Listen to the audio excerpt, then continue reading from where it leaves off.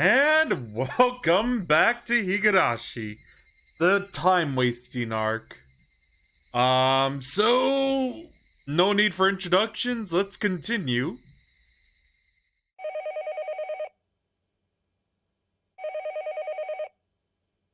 The phone suddenly rang. I woke up in a hurry. The clock read 9 p.m. I slipped past the time I was supposed to report in. I picked up the receiver. Hakasaka-sama? You have a call from an outside line. Shall I connect to you? It's from a coworker from Kano-sama. I knew it. I didn't call in, so they phoned me. Sorry, please put him through. Understood. I'll connect you, so please hang up the receiver for the time being.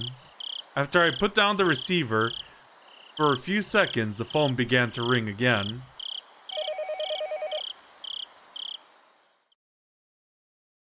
Yes, hello. This is Akasaka. Akasaka-kun? This is Kano. Good work out there. You didn't call in from your You didn't call in for your regular report, so we called in instead. And what's your situation? Leaving the lecture for later, my senior coworker got straight to the point. I have to turn the AC on, it's pretty hot in here. Today I went to the village proper. Under the guise of a tourist, I managed to establish contact with the mayor and several other core members of the Defense Alliance. I wasn't able to ask them anything, but I left a good impression and was able to make a bridge for my investigation from tomorrow onwards. I see. It looks like things are going smoothly. Akasaka-kun? You seem rather naive sometimes, but that might have worked in your favor. I guess you made some good progress for now. I don't have the experience to make a comparison, so I don't know if that's good or not.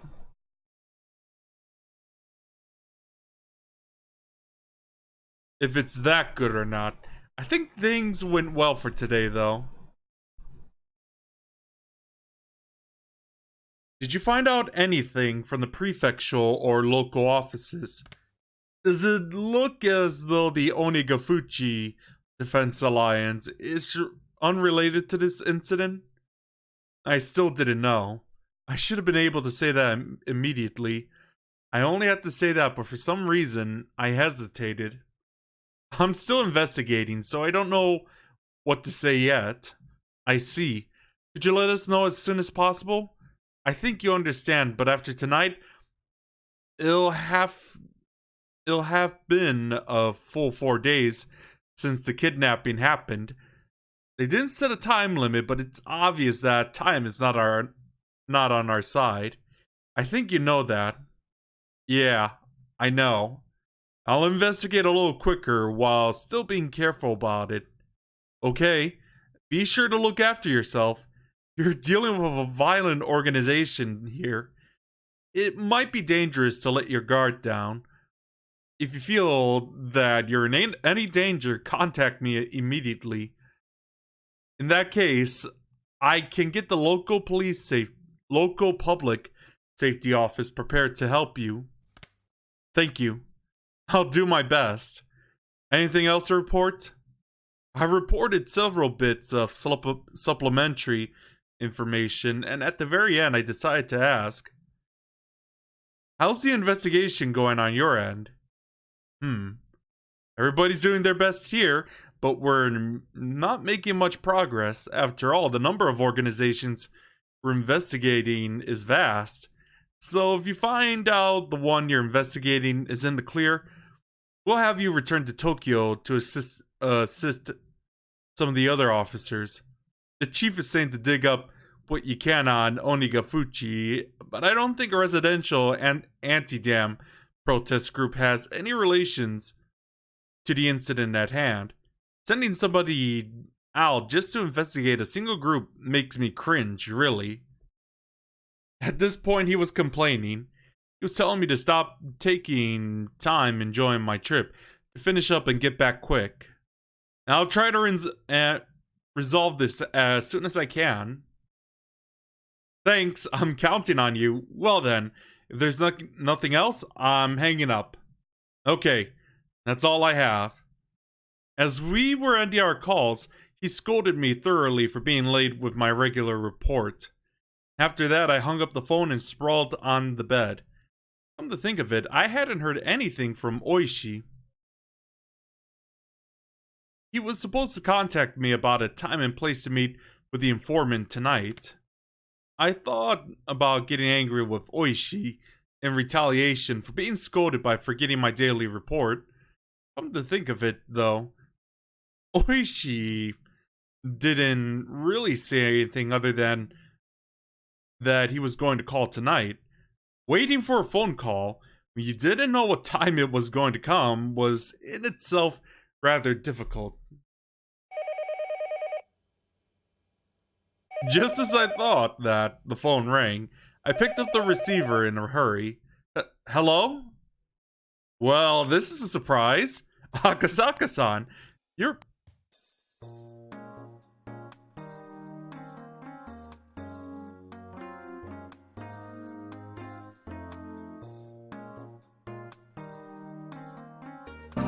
Nice! Just from hearing that song. Anyway, well, this is a surprise, Akasaka-san. You're pretty quick to answer the phone. Are you a regular user of dating chat lines or something? I would never even try something seedy like that. The way you overreact is rather interesting. Nah. Wanna go to a place where you can have a little bit of lewd fun?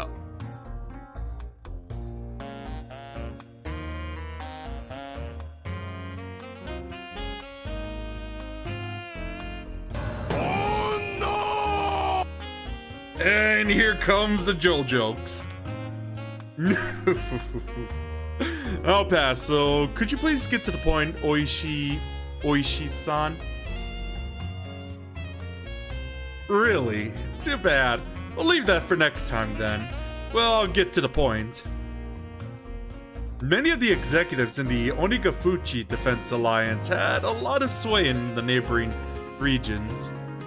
Even in Okinomiya, there were a lot of people with relations in the village. That's why meeting in the Shishibone market district far from Okinomiya was a matter of course. Akasaka-san, over here. Did you get a little lost?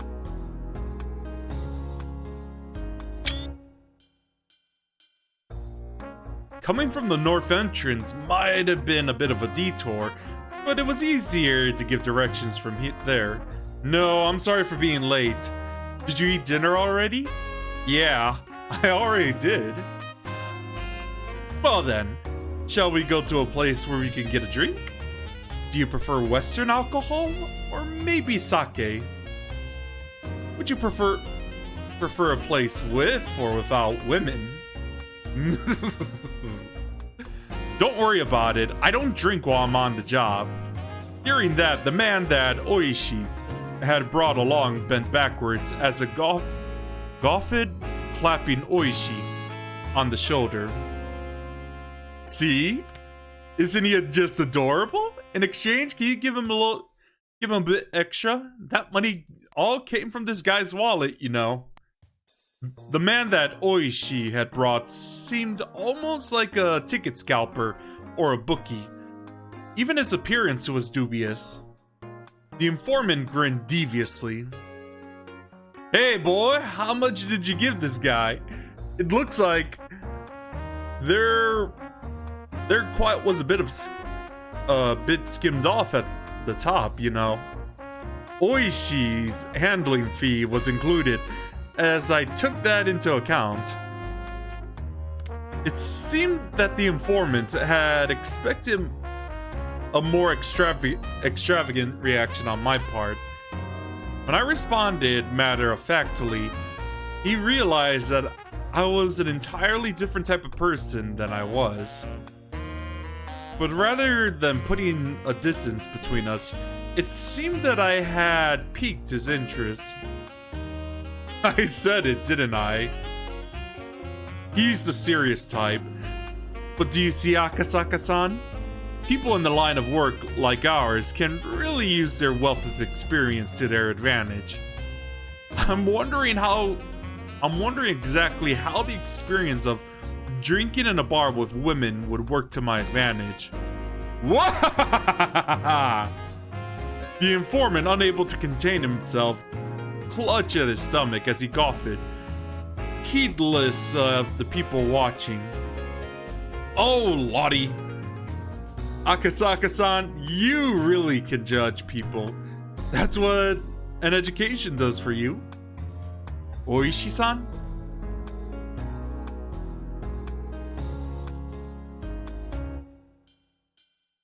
You've been drinking somewhere, haven't you? Are you drunk?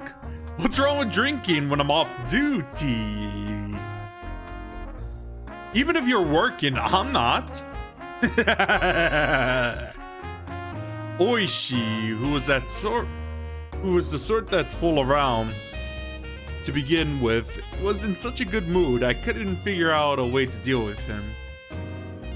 Completely different than me, who had come worried about getting every bit of information I could. Oishi-san, after taking so much money, you were supposed to get me information worth at least as much. I thought this, but then realized I was getting my information from the informant, so it didn't matter how drunk Oishi was. It was nothing I could complain about, but I still felt slightly riled up. Oishi and the informant, it was no doubt a fake name, but he introduced himself as Sato, led the way deeper and deeper into the back street of the market district. Even though the market was bustling, a couple of turns off the main streets, and you were in a desolate alleyway. Did people not read through this, double check their grammar? Oishi started climbing a set of stairs on the side of a seedy building. There wasn't any sort of signage, so I couldn't tell if the place was open, or if it was even a store at all. Don't worry, this isn't a dubious place.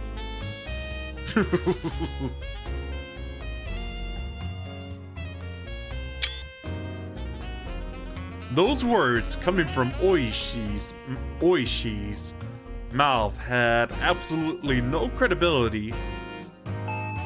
Beyond the door was thankfully a typical mahjong parlor. I was relieved that it wasn't the sort of suspicious place I have to be on my guard about. Welcome, welcome, oh Oishi-san. It's been a while. Want to join in? There'll be a free spot soon. No, I'm here with a group today, so it's fine. Oh, sorry to keep you waiting. Mahjong is a game played with 4 people. It seems that a middle-aged man who was going to be our 4th had already arrived and was waiting for us. You're late, Kurado. Oh my god, that rolled though. I was just thinking of going home. Oishi made an excuse for why we had taken so long. Eventually, realizing that I was a new face, the other man grew interested. That's Akasaka-san. He's a rookie who came all the way from Tokyo on assignment. They have high hopes for him. Boy, can you play Mahjong? Well, a bit, when I was still a student. Sato and the old man cackled in unison. Their plot to sucker me out of my money was painfully obvious.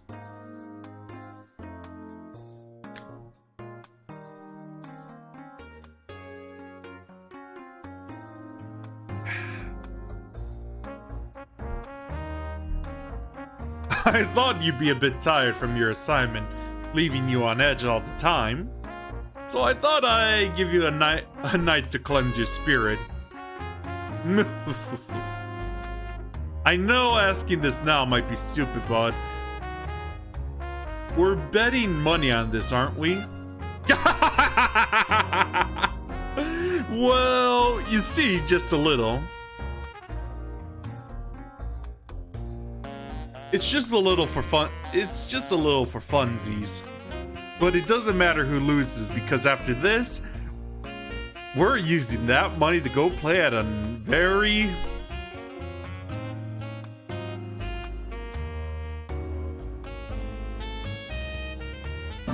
nice place.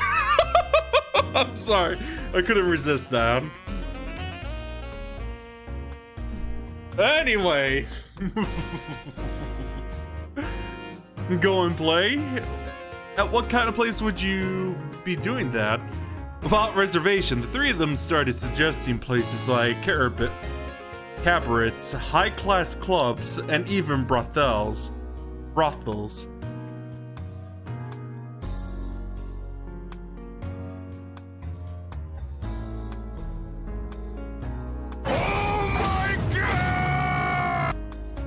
Yeah, I know what the last thing mentioned is.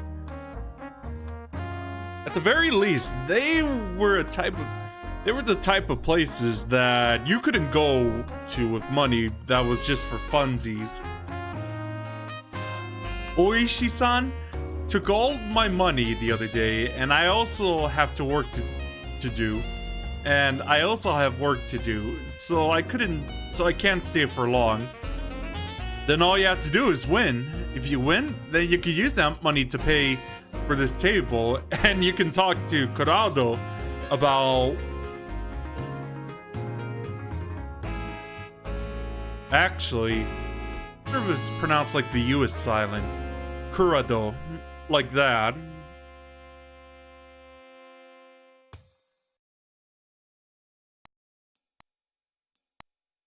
Anyway, let's say that again. And you can talk to Kurado about work or whatever. No matter what happened, it seemed like they were intent on playing Mahjong for free. I would have to fasten my resolve a bit. If I was going to be underestimated like this forever, it was going to get in the way of my work. I understand that I'll play with you guys for just a bit. If I win, you guys don't get any of the money or get to go to any of those dirty places, and we talk about work right away. Yeah, bring it on. If I win, we're headed straight to the Blue Mermaid on Flower Road. Oh, that place where the girls dress up in gym clothes and maid uniforms. This old Lech here likes that place too.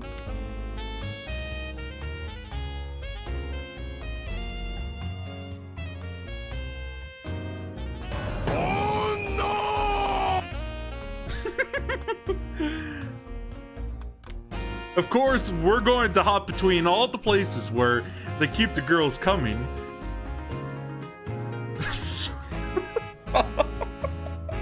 I'm not reading that, I'm sorry. What about you, Sato-san? I'd prefer a place where we can drink quietly. Like a nice, quiet place where you can play footsies with fucking girls. Oh, stop already. Last time we went drinking, you pulled the tail right off that bunny girl, didn't you? Didn't you end up having to pay for that? The owner ended up charging what he called a tailoring fee. Wow! What a lively table this was. I could tell the other customers were glaring at us while we loudly continue our crude conversation. Speaking of which, the fact that they assumed I was the same was a bit disheartening. Oishi had taken all the money I brought, so everything I had left was out of my own pocket. In addition, there wasn't that much left of that either. If I kept hanging around him like this through his goading, my wallet would disappear into the night. I had to somehow win and return the conversation to my job. But these people, no matter how you looked at it, were pretty good. Sorry, Yukie. Oh, I knew that song was gonna come. Nah! Well then, I'll just call Richi here. Well, the old man and Sato-san probably won't fall for this silly Richi. I wonder if Akasaka-kun will spit out what I need. At any rate,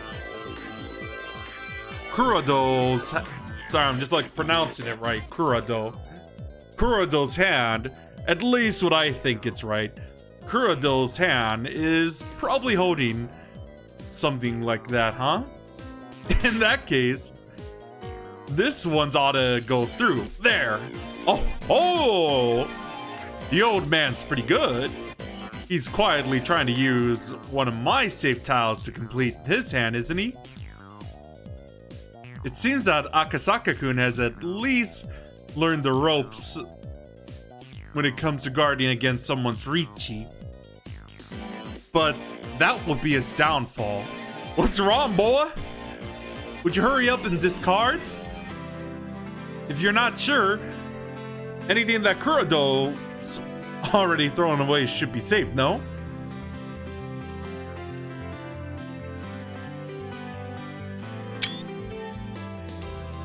Oh, Akasaka-kun's really fretting over this one. It was glaringly obvious that he had a safe tile to discard, but he didn't want to throw it away because it would move him farther from completing his hand. They're so nice when they're young and innocent. Come on, hurry up and throw out the kicker. If you gave me the winning tile, we'd be headed to an establishment where I could do with all sorts of licking and...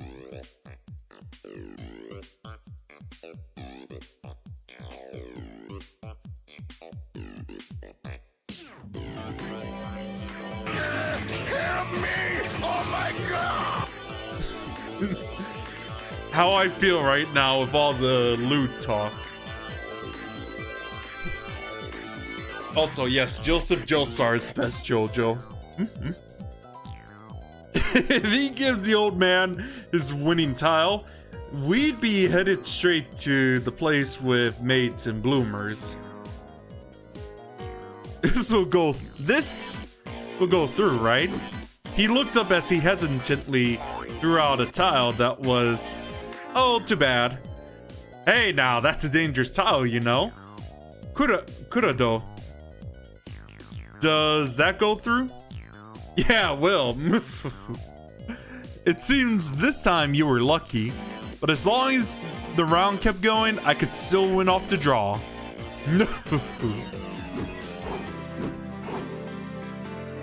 But after that, Akasaka-kun managed to luckily avoid throwing any bad tiles, and somehow the round managed to end without anybody completing a hand.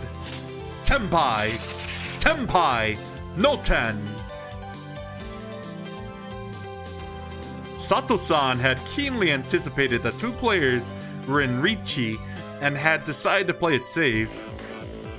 What a cool-headed way of playing. Now, let's see what kind of hand did Akasaka-kun have. When the round ends with nobody winning in Mahjong, already in Tenpai, has to show their hand. But if you're not in Tenpai, you have no obligation to reveal it. Your average beginner would normally show their hand, even if they weren't in Tenpai, and start a commotion about how, if this tile or that tile came, they would be in Tenpai, but he didn't. Being stingy? How'd you do, boy? Come on and show me. Sato-san reached over and flipped the hand that Akasaka-kun had casually placed face down.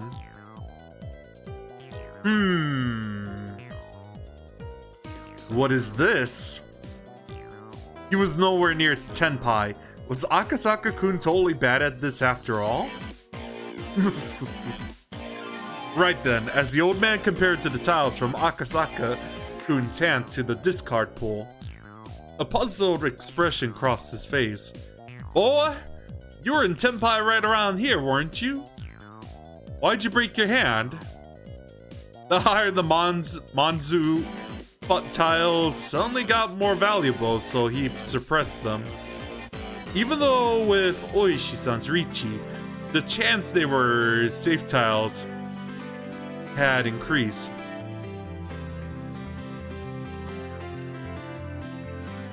It would have been in no trouble if he read the discards, but he went out of his way to keep them out of play.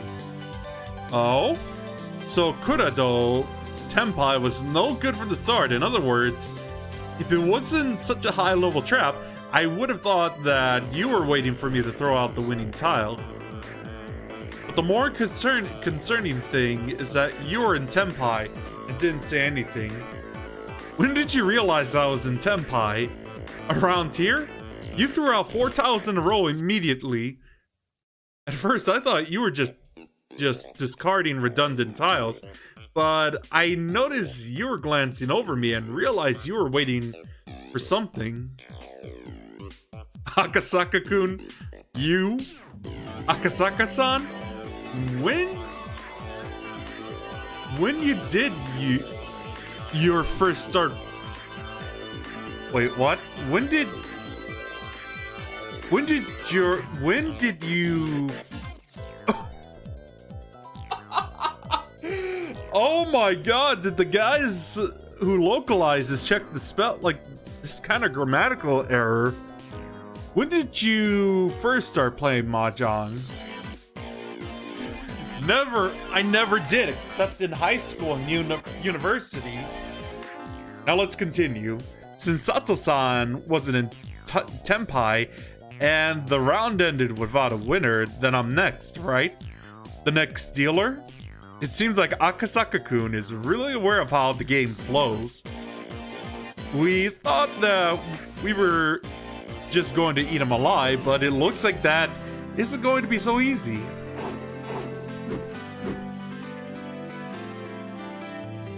Oishi-san, looks like you're going for the bamboo tiles. Should I put some in play? This boy, Kurado, don't back down. As long as I get 3 more good tiles. Sato-san, think you can do it? I'll just force you to go for a cheap 10 yao. T! A straight? Well, sorry, I'm going to have to pawn that tile. Whoa, now, going to call the 3 of a kind after he declares straight?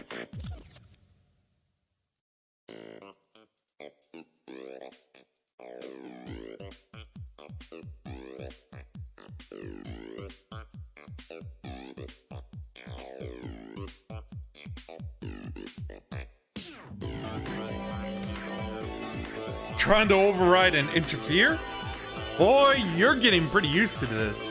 Oh no, I couldn't even compare to you guys who have been playing this since before I was even born. That's game. Ron. Triplets. 2 red doras. Rolled. And 3 more Dora. I'm the dealer, so this will cost you quite a bit. Gah! Nah! Akasaka-san, nice job. Now we'll have to get serious. Won't we? well, you can get serious about handing over your points.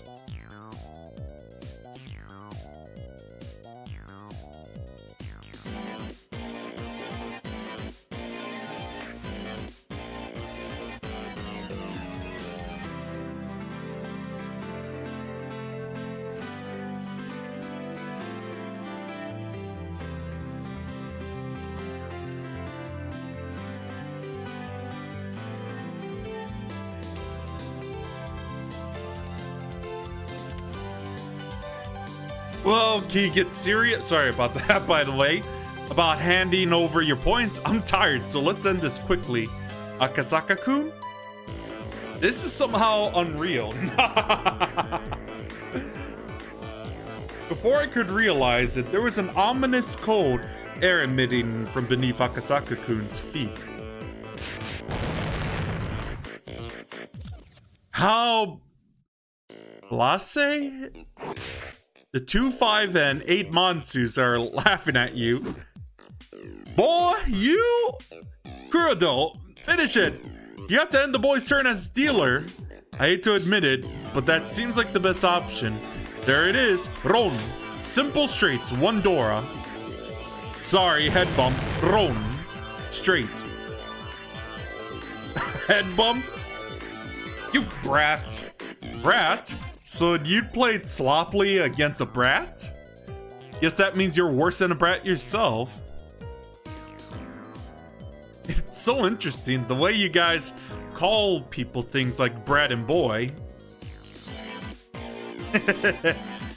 Akasaka-kun? That is you, isn't it? It feels like you're a totally different person.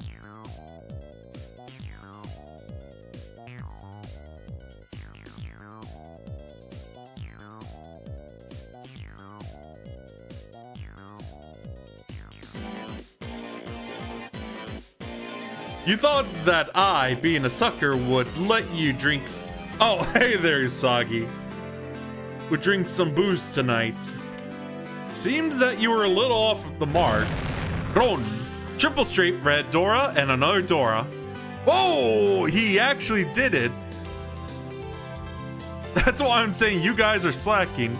No matter how you look at it, you have to be able to read such an obvious three-way weight. Akasaka-kun chuckled as he rested his chin in his hands. And how are you doing tonight, by the way? That pose was so fitting that it was almost scary.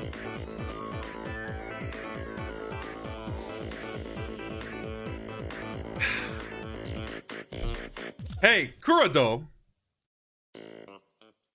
This isn't what we discussed. And I'm good myself.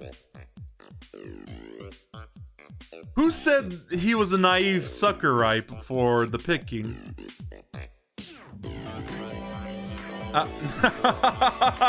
Who could it be? Oishi-san. This is bad. If he keeps going like this, we're seriously going to lose. Akasaka-kun? For you to make me get serious, looks like you really want to be milked dry. Pon. That sounds nice. One more time. Pon. We're gonna celebrate. Oh yeah. Alright, don't stop the dancing. Akasaka-kun was almost singing at that point. The tiles he had opened were all pin tiles. You can't be serious. Are you really going for the flush? Pon. Boy, are you right in the head? You've opened 4 sets. You only have 1 tile left, you know. That's right, did you know? Waiting on a single tile is the hardest thing to read. Are you an idiot? With that much in your hand as revealed, you don't think we'd give you a tile you need, do you? I know what you're doing, Akasaka-san. That's not a flush or a half flush, is it? The fact that you call Pon 4 times means you're already in position for an all triplet hand.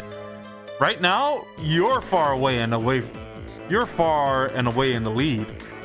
You're trying to show a flush and goad us into giving you triplets, aren't you? If that's what you think, want to try throwing out some pins? The left 5 tiles in your hand, Oishi-san. Oishi-san. They're pin tiles you're reluctant to throw away, aren't they? Why don't you try discarding them in order from the left? You must be joking. Is he a mahjong god? If not, he had to be the main character of a manga or something. Oh my god, that reminded me of that one manga. Anyway, at the moment, the old man sent me a sign under the table. The message was simple and clear. Kurado. Do it. Crush him. I don't like to cheat against kids like this. Idiot, after being disrespected like this, we can't pull back now. Well, I'm not responsible for what happens, you know. Go ahead. Here we go, boy. Richi. We'll go open. I'm waiting for a 1, 4, or 7 of pins. Most likely, the tile that Akasaka-kun was waiting for was one of those tiles. With this, Akasaka-kun was no longer capable of winning the hand. I think we just switched to the perspective of Mr. Oishi. When I drew from the wall, I switched out the tile that Akasaka-kun would draw. The tile that I put in was the 1 pin. One of the tiles that the old man was waiting on, Akasaka-kun discarded it a little while ago, so there was no threat of it being the one he needed. Come on, it's your turn, boy. I knew he was troubled that the tile he drew was the 1 pin. Of course, he couldn't discard it. Boy, you must be aware, but if you discard it into an open Richi, it's worth the limit, you know. You don't have to tell me that. The tile that came from Akasaka-kun's hand was an honor tile. Phew! Ain't that something? There was only 1 Northwind tile left, isn't there? You were counting on a really rough way, weren't you? But with this, Akasaka-kun's fate was decided. Brat, you're lucky you're safe, but your hand only has a single tile. You think you'll be able to run away the rest of this round? So it's going to be like that. Akasaka-kun glared at the old man with a discerning eye. The guy had pretty good instincts. Did he figure out we were cheating? Let's stop this. Akasaka-kun is a step or 2 ahead of us. Oh, you think we can stop after we've come this far? Next, make him draw it. The next tile Akasaka-kun would draw was the 7 pin. With that, it would be settled. No matter which one he discarded, he'd play right into the old man's hand. An unavoidable full payout. When I drew my tile, I sneakily swapped Akasaka-san's. Achoo! Crash! What? Akasaka-kun suddenly sneezed, collapsing the wall of tiles in front of him. Hey, what are you doing? Sorry, I accidentally knocked all over the wall when I sneezed. There's a penalty for that, right? I'm the dealer, so 4,000 to everybody? Or is the penalty my point sticks? Unable to hold back, I guffawed. Akasaka-kun, knowing he was going to be cornered a second time and unable to escape, he took the drastic measure of knocking over his own wall. You're good, boy. To get away from a full payout like that? Oishi-san. Whoa. Heard something in the background. Could you not bother putting me in such an obvious trap? If you were at Baba, this would have been the point where I flipped the table. Oh, no. Sorry. I underestimated you. For some reason, you're really good, aren't you? Answer me honestly. You've got a lot of experience when you were younger, didn't you? I played quite a bit at Waseda and Takadanobaba. The place I was accustomed to had pretty high rates, and they chewed me out. I made the woman who would become my wife pretty angry, so I washed my hands of it all. Raised the stakes too high? How much were you playing for at the time?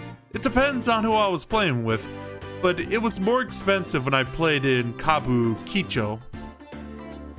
The largest stakes I played with were about 20 times the standard rate. 20 times? What kind of stakes were those? Did you have Yakuza at your table? Or pro baseball players? What's this? Kurado, you buffoon! Where did you pull this professional from? I give up, jeez. Boy, it's your win. I surrender.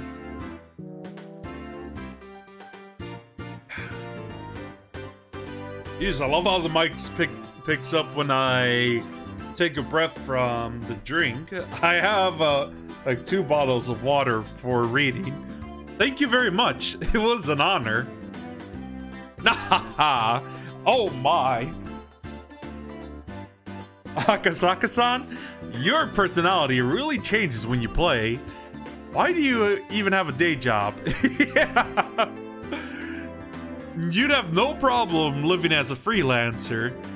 To be a pro mahjong player, you need both talent and luck. I didn't have anything like that supporting me. Luck is luck. With somebody of your skill, I think you'd be able to make it pretty far. Normal luck doesn't cut it. Calling a con and 1 time out of 3, you can aim to win on an extra draw with 4 Dora. That kind of luck. Akasaka-kun, if you judge something like that, you're already bordering on the supernatural. No, there's plenty of people who can do that without cheating or superpowers. There's a person I met in Shinjuku who would get Doras every time you blinked. He was as strong as a demon. Like, I'm just like thinking, like, Corn strong? Zinch strong? So the ones I could think of for something like this. No, actually, I think Zinch would be probably best on this. There was a pro I played with in Yokohama who would draw the tile he needed immediately after calling Ricci like it was an everyday thing. I don't have that kind of luck. What type of folks were those? They weren't named Ryu or Satoshi by any chance. Well then, is it alright if I'm declared the overall winner then? Yeah, we totally lost. I lost. It's been a while since I lost this big. Still, when you were playing, boy, you were pretty into it. It was kind of scary. I hear that a lot. I don't mean to change gears like that though. Did I really look that scary? Yep. The 3 of us nodded empathetically.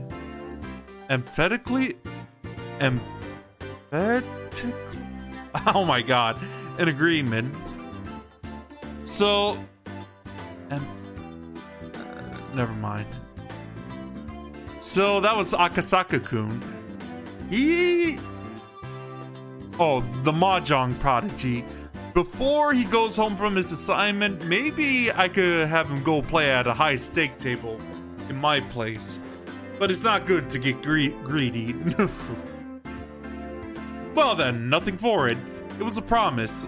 We'll break up our little late night study group right now. Sorry about this, old man. That's it for tonight. Nothing you could do. I'm going home to sleep. My body won't last like this. Problems at work?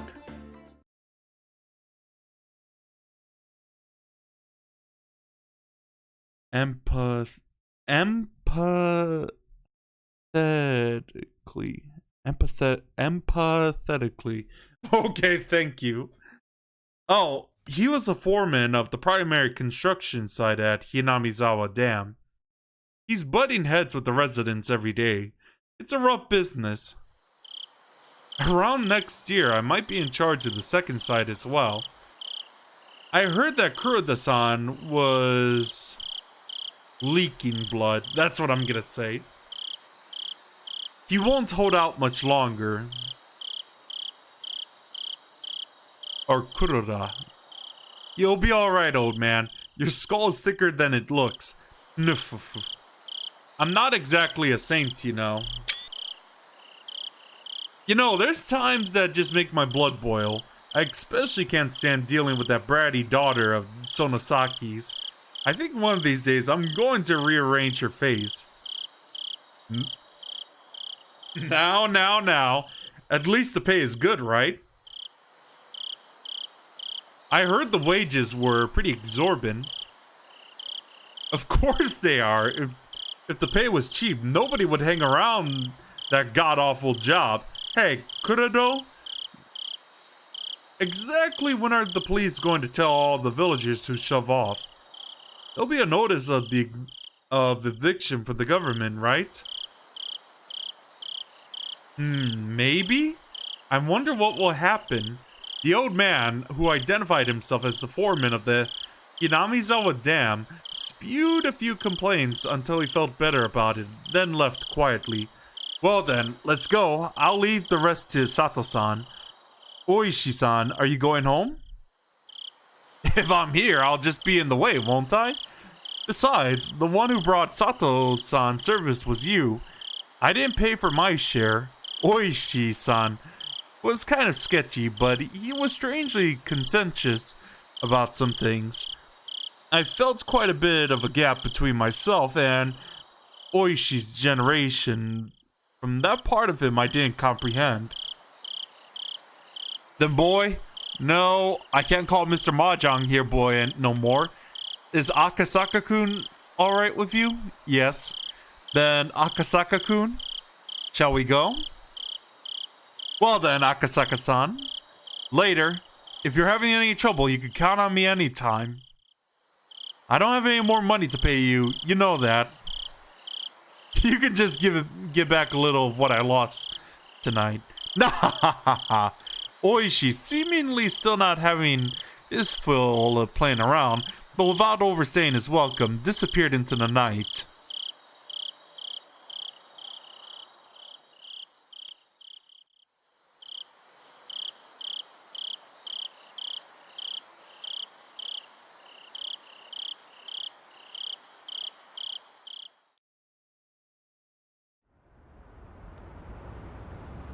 The informant named Sato-san had me get into his car before he set off.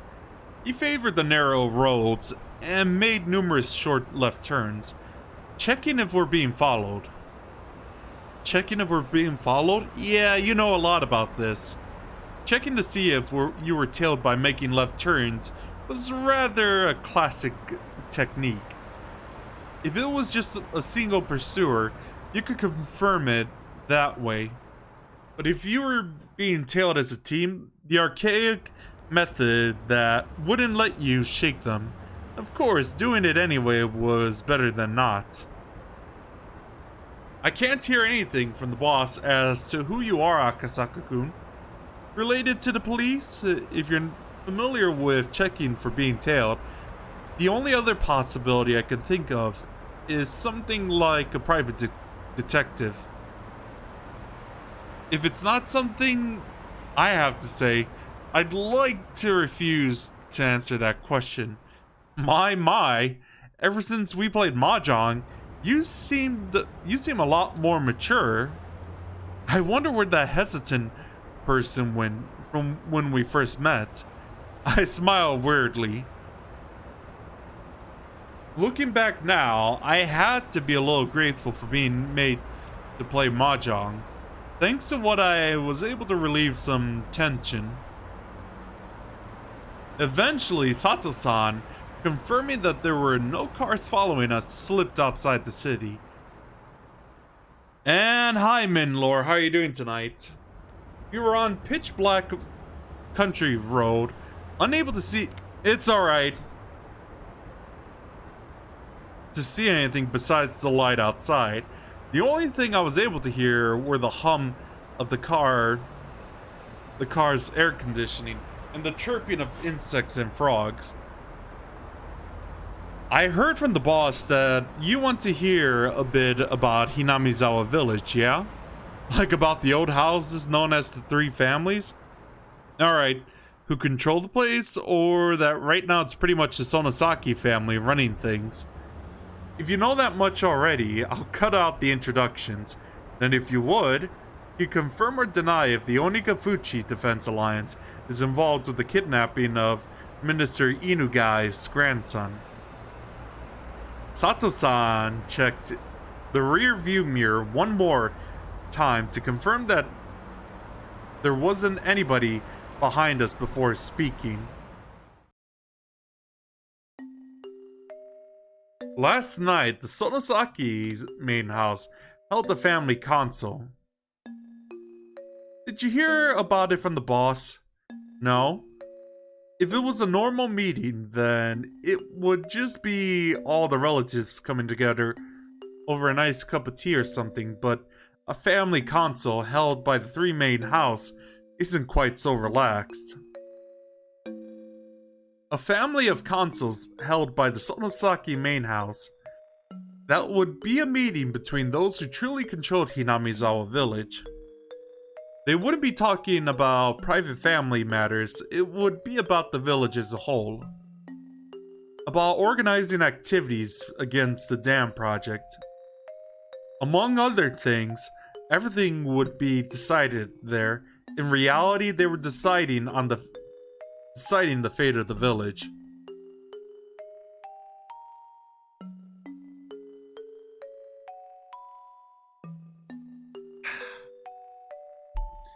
At the head of the meeting was Oryo Sonosaki.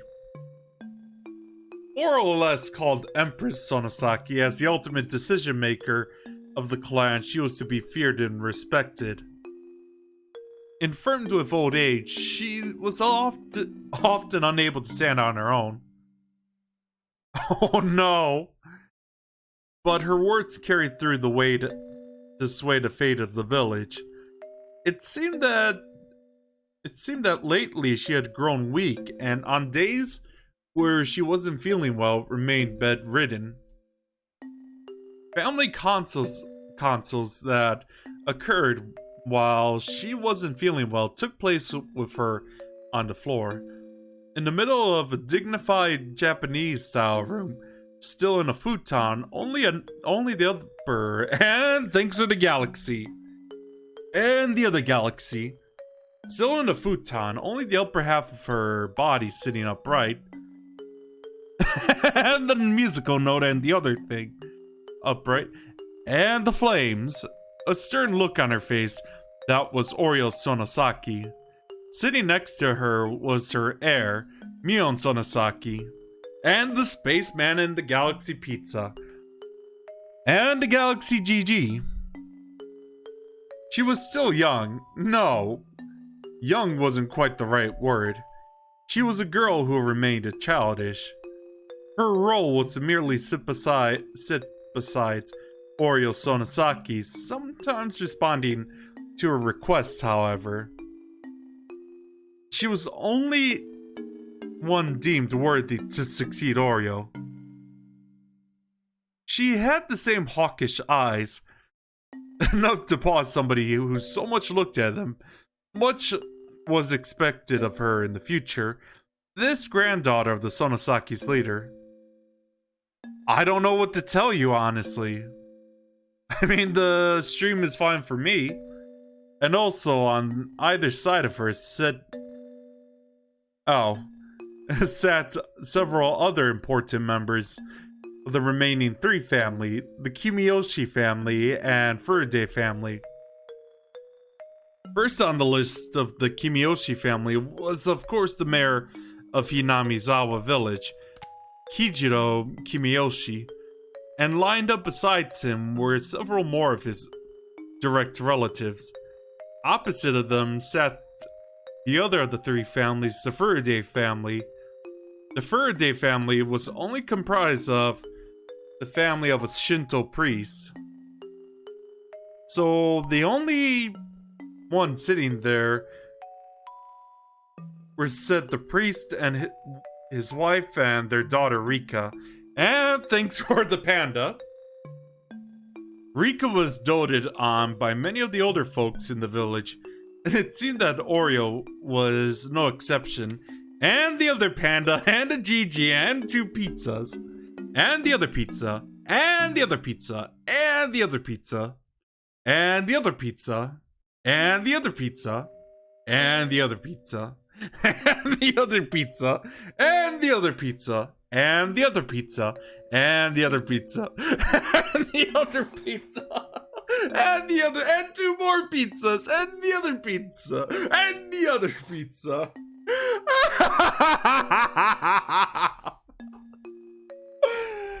Oh my god.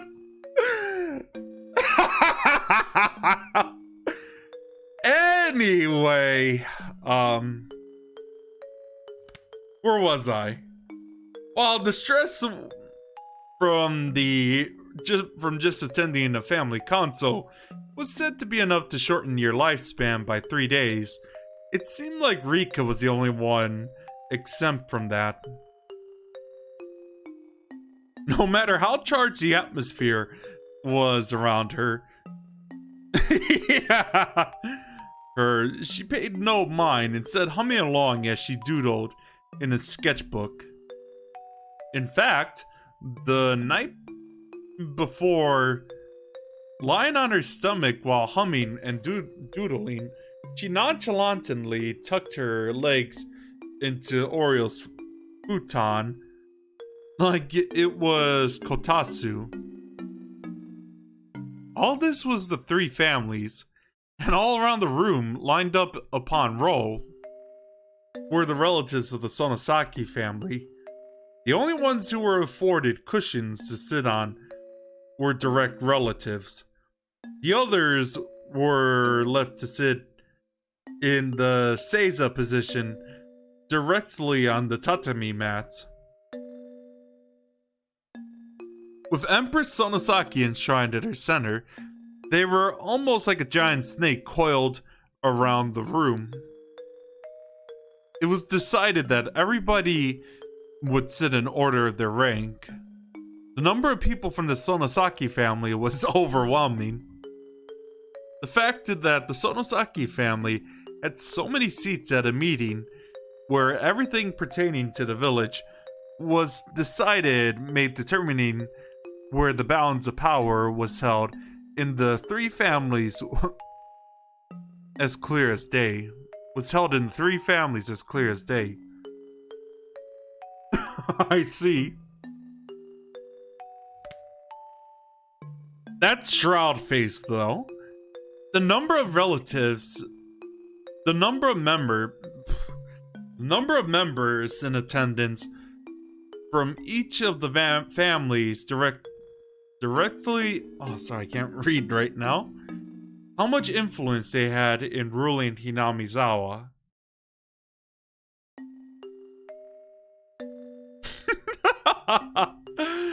What was talked about at that meeting?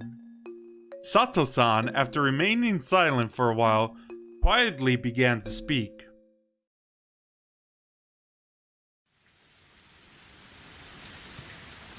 Wasn't our monetary gift of appreciation to the media was a little large? Breaking the long moment of silence was the head of the Kimiyoshi family, Kichiro Kimiyoshi. The Onigafuchi Defense Alliance wasn't a business. They were nothing more than a private organization pushing for the cancellation of the Hinamizawa Dam project, with no reliable source of income. Fundraising had always been a problem.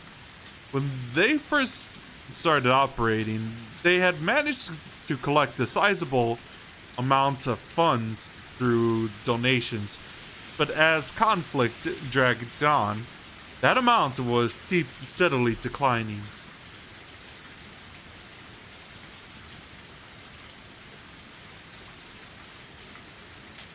This isn't an era where you can.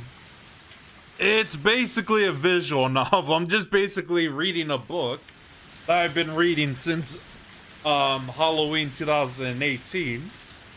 This isn't an era where you can get what you want just by throwing rocks. It's very important that, yeah, you don't underestimate the power of the media, and we want to borrow some of that down the road.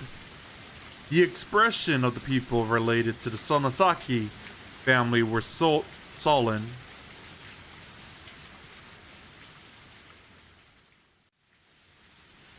As the one who suggested that they should borrow that power was the family head, Oryo Sonosaki. The battle wasn't just about force of arms. In this civilized age, there were civilized methods of fighting. Oreo suggested that creating a strategy incorporating the mass media. Oreo's foresight was spot on, and the effects of that plan, while at first unclear, slowly began to manifest. If the physical confrontation at the construction site was meant to delay progress on the dam by even one day, even the propaganda war using the media was aimed at attacking the dam project itself. At first, there were those who had doubt about that strategy, but there was nobody now who called those results into question. But in order to maintain those media ties, a colossal amount of money was required. As long as the amount of funds they had was abundant, things would turn out fine. It couldn't be argued that it was a massive expense, but the results spoke for themselves.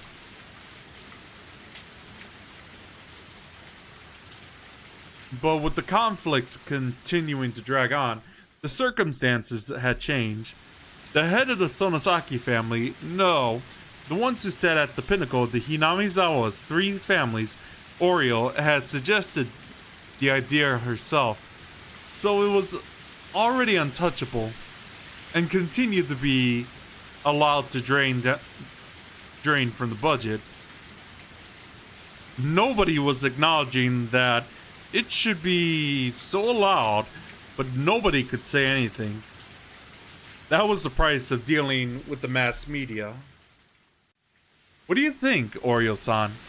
The only person who could object to a plan proposed by the head of the Sonosaki family. Oh, I see. Sonosaki household herself was probably Mayor Kimiyoshi.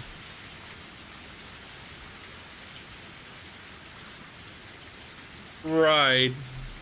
Oreo, with a hard-to-define expression on her face, as if she had severed herself from the fetters of mortal emotion, simply listened quietly to Kimiyoshi's word. But really, it was hard to tell if she was quietly listening or didn't even have the intention of listening at all. Last year, we went through a lot of trouble getting people to wrap their heads around around the price hike on the bulletins we were putting out. We convinced them it was just the one time. It just wouldn't do if we had another one this year. Right, Furude-san? The mayor looked to the priest and his wife from the Furude family for our affirmation. The priest gave a vague expression, avoiding a prompt response. But his wife gave her without a second thought. That's right. The costs of the bulletins are particularly harsh burden for the for the poorer families. Everybody is dealing with it for the sake of the village, but it's best we don't increase the prices anymore. The bulletin. Oh, jeez, let me.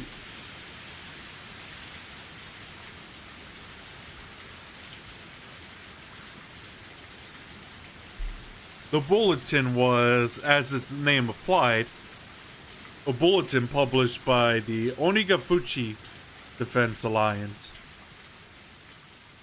It outlined the Alliance's activities, ideals, and resolve, but you couldn't deny the contents were rather piecemeal. That bulletin's main goal wasn't to inform people, but rather was something to sell to business and living in the village or connected to it, and using those sales to collect funds. In other words, it had become something of a tax. Of course, it didn't have to be said that this was one of the main sources of income for the Onigafuchi Alliance. Originally, prices was supposed to be voluntary, but in Hinamizawa, it's had silently become the opposite. In the neighboring towns as well, it seemed that many businesses were buying copies just to avoid butting heads with the Alliance. The priest whispered to his wife to not say anything unnecessary, but was struck down decidedly with a cold glare. Cowering from that glare, the priest shut his mouth. I'll be right back real quick.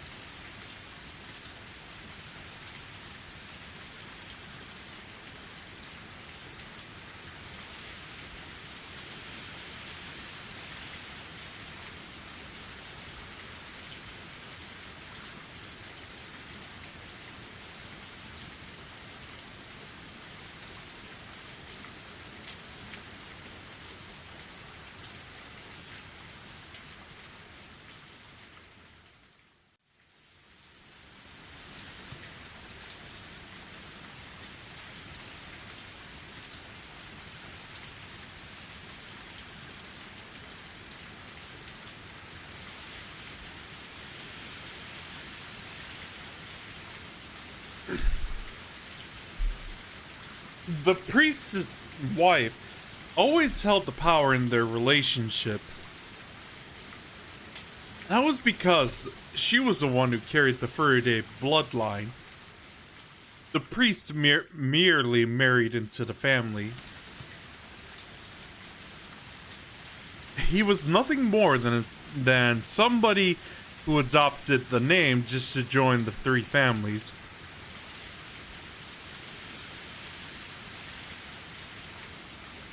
He should have been able to find a spot fairly high up in the hierarchy of things, but the lack of authority in his voice meant that he had still not gained any favors. Casting a backward glance at her rather disparate parent, or is it desperate parents, Rika continued to doodle whimsically without paying them any mind. Signaled by the look from Oreo, Mion brought her ear closer to her grandmother.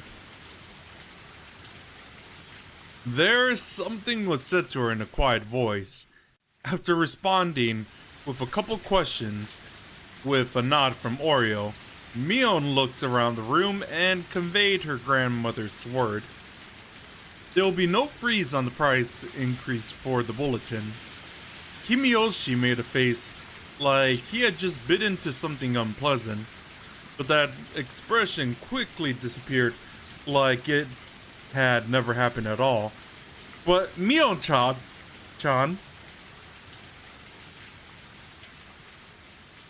I think you already know this, but the cost of the bulletin is by no means easily affordable. Oh, I see. It's a burden carried by everybody in Hinamizawa. If we make people carry too much of that burden, it's possible we'll collapse from the inside. And who on the inside would start that collapse? Who? I didn't mean it like that. I'm asking who should be first to buckle. Being cross-examined by a girl who still had fragments of childishness remaining within her, the word stuck in Kimiyoshi's throat as she sunk into silence.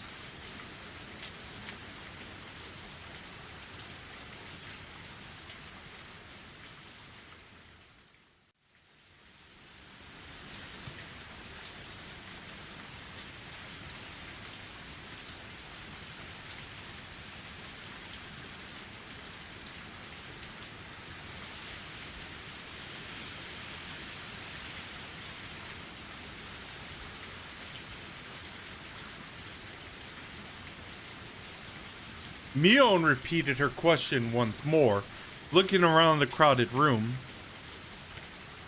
Everybody refrained, making eye contact to avoid being pierced by her gaze. The words she had spoken were unarguably said in proxy for Oreo. That's why when Mion spoke them, they carried the same weight. But the look in her eyes was different. Like Oreo's, they had a hawkish gaze, strong enough that anybody looking upon them would freeze in their tracks and yield. But that gaze was without question one that belonged to Mion herself. As Mion would eventually inherit everything from Oreo, the day when she would stand up as a young and capable leader in her own right would come. Nobody wanted to believe otherwise for even a minute. That's why nobody thought of Mion as just some sort of kid. Kimiyoshi-san.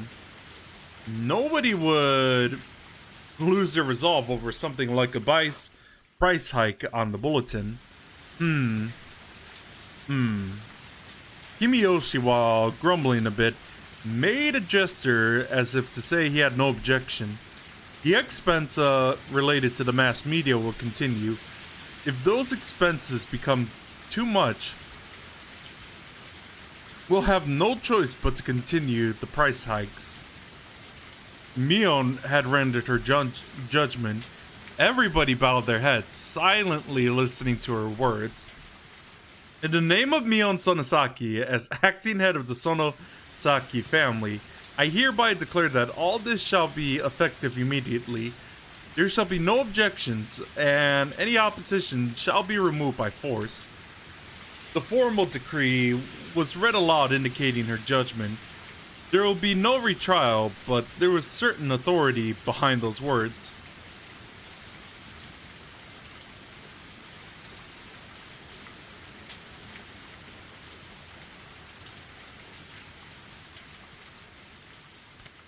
Certain authority behind those words that even a courthouse couldn't compare to. If she was a judge, she would have banged her gavel, signaling that the matter was settled. Mion pulled a large bell from inside her clothes and rang it.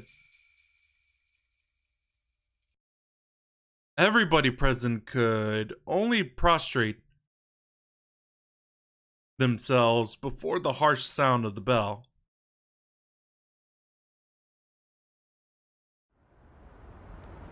Well, that's a rather old-fashioned family console, isn't it? A young guy like you would probably find it hard to believe. In an antiquated place like this, these types of things have firm roots. It was exactly as Oishi had said. The old system of the three families had vanished, and now the Sonosaki family was running things by themselves. On top of that, their rule was borderline despotic? Was that the end of the meeting? No, there's more. I'll continue. Eventually, after the ringing of the bell ceased, there was a deafening silence. Within all, a lone man shuffled closer to Mion and whispered something in her ear. Mion asked several questions quietly in response. When she was satisfied, she motioned for the man to leave. The man who talked to Mion was a member of a gang that her father was the leader of. That organization had an entire area of Shishibone city under its control, so it was quite well known even here. Of course, this was talking about the criminal underworld, so it's not like just anybody would know. But just showing a patch with the gang symbol on it was enough to resolve any dispute in the neighborhood.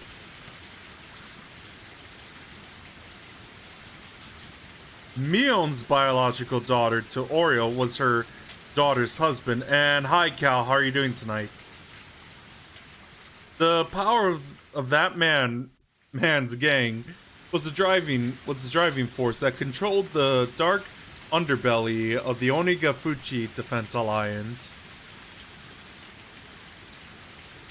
I'm good. And so that man, yeah, I am. From his position as the next in line to control the three families, continued to coerce everybody around him with his unconventional presence. Mion exchanged a look with her father. Is it okay for her to tell what she just heard directly to Oreo? It looked like she was asking him that question. Her father gently but firmly nodded his response. Mion also nodded and sidled up to Oreo and informed her of something. Eventually, Mion finished conveying her message, separated herself from Oreo, and fixed her posture waiting for Oreo to signal her response. It wasn't often that Oreo had showed any emotion. That's why when she started to laugh quietly, a vague sense of uneasiness crept over everybody in the room. That's quite the conundrum, isn't it?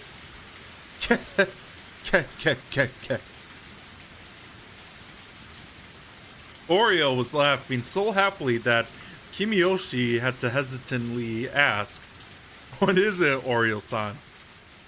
If this land is like a mother to us, then this business with the dam is like somebody threatening our mother's life, isn't it?" Kimiyoshi, unable to comprehend the meaning of her words, looked confused. Oreo, with a wide grin on her face, turned towards everybody and addressed them in a clarion voice.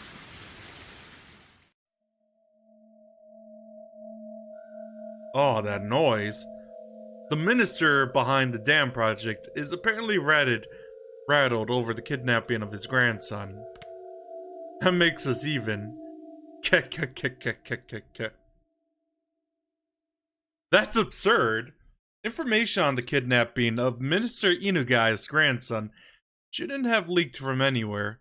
How did they know? Even we didn't know much about the kidnapping incident. Exactly how did an antiquated household so far away from Tokyo come to know of it? It was a tranquil place, but I couldn't help but have an uneasy feeling about Hinamizawa village. At some point, I had mentally filed this place away as unrelated to the incident at hand. That mental paperwork had just blown away in the wind. How did the Onigafuchi Defense Alliance know about that? Sato-san, unable to come up with an answer, fell into silence. "I'm sorry. Please continue." "Sure."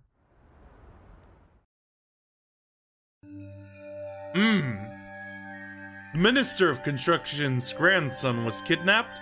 Oreo-san, is that true? That major of an incident was nowhere to be seen in the newspapers or on TV. But in Hinamizawa, there was nothing strange about Oreo knowing something that the rest of the world didn't. Our pain is the pain of losing a mother. I don't think it completely makes up for it, but the pain of losing a grandchild. We'll have to bear with that for a bit, don't you think? The last question wasn't addressed to anybody in particular. It was as if she was looking for consensus. Still, land and a human child are different things.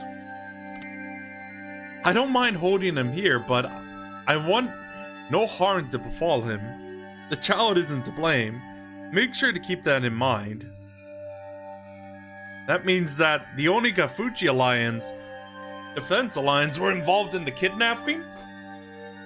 I can't say for certain. Why? Even though their leader, Oreo, was clearly giving orders on the treatment of the kidnapped child? Lad, you see, this is what the Sonosaki family always does. Always does? What do you mean by that? Let's say there was a particular problem. One that wasn't exactly favorable for the Sonosaki family. If Oreo showed concern over that particular problem, hearing that somebody who attended the family council would be helpful. As a result, Oreo's wish would be granted. However, neither Oreo or anybody else would know who actually did it. With this kind of clever little ploy, Sonosaki family was able to manipulate events even though they had their hands laid out on the table. Then, that means somebody who was at the family council is a culprit? Or there's a possibility that there was never a culprit in the first place. Oreo herself in that room full of people didn't explicitly say that somebody pulled off the kidnapping. She was just giving her opinion. It was an odd and unpleasantly secretive way of doing things. Were they involved or weren't they? I couldn't see beyond the veil. This much, however, I could say with certainty. This kidnapping was an ironclad secret.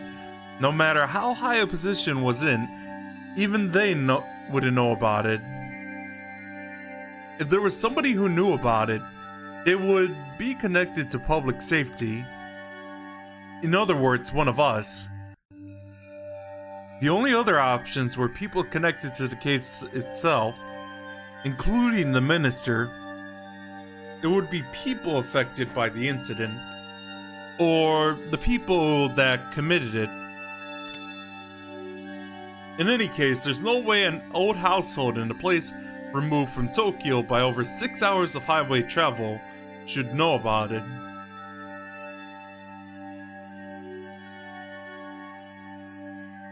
Them knowing at all was already strange. My suspicions began to accumulate, like falling snow. That's as much as Oreo said in regards to the kidnapping. Hopefully what you wanted to find out was in there. After this, it's up to you. I don't know what kind of work you're doing, but if you're going up against the Sonosaki family, you'd best prepare yourself. Oishi might be fearless, but even he's been attacked 2 or 3 times. He hasn't been wearing it lately, but at one point he was wearing a stab-proof vest while off duty. Oh, thanks for the warning. I'll be careful. You speak pretty well. Are you from Tokyo by any chance? Huh? What's your point? Investigators are always close to danger. It was best not to divulge any information on myself. Your job.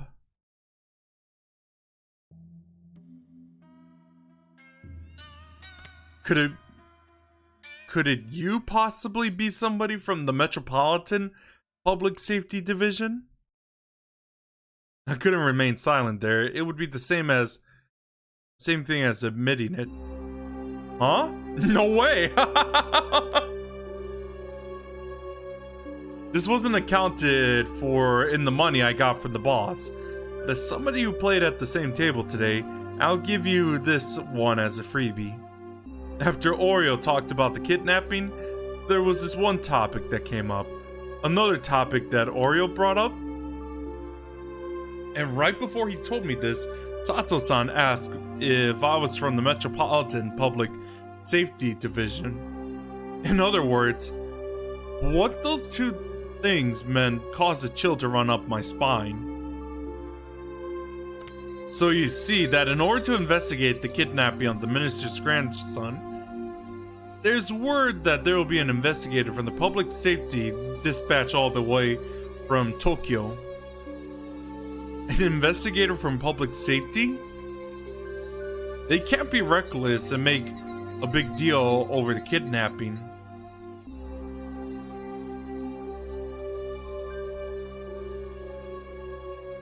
So it seems that the Metropolitan Public Safety Division is investigating this on their own. Ain't that grand, What is it? Rico had been drawing the entire time and was still completely uninterested in the conversation up until now. Looked at Oreo with an interested face as soon as the topic of public safety came up. Did the Metropolitan Police come? Oh, so Rika-chama knows about the Metropolitan Police Department. That's very admirable. Who came?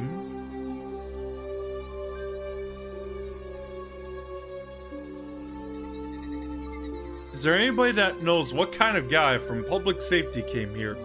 Mion's father raised his hand slightly. I hear that it's a nice young piece of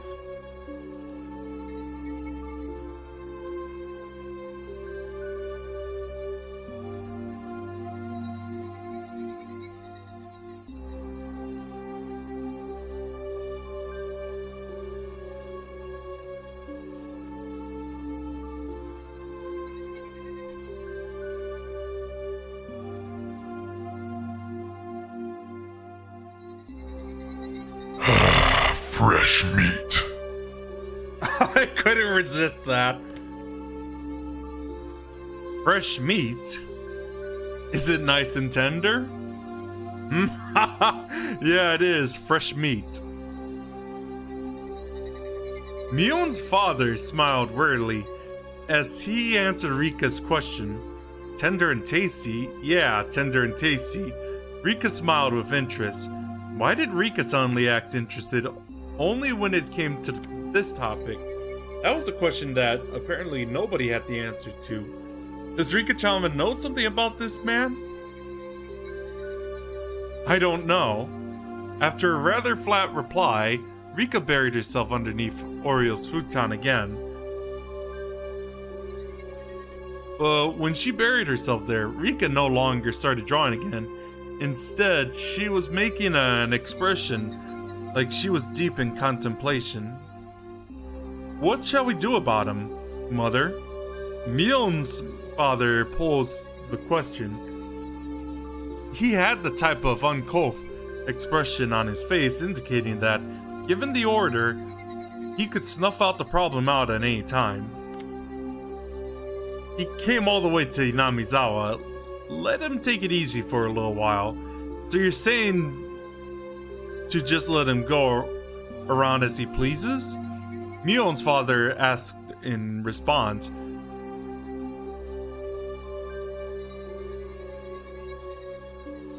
Oriole smiled thinly as she responded. Leave him alone, but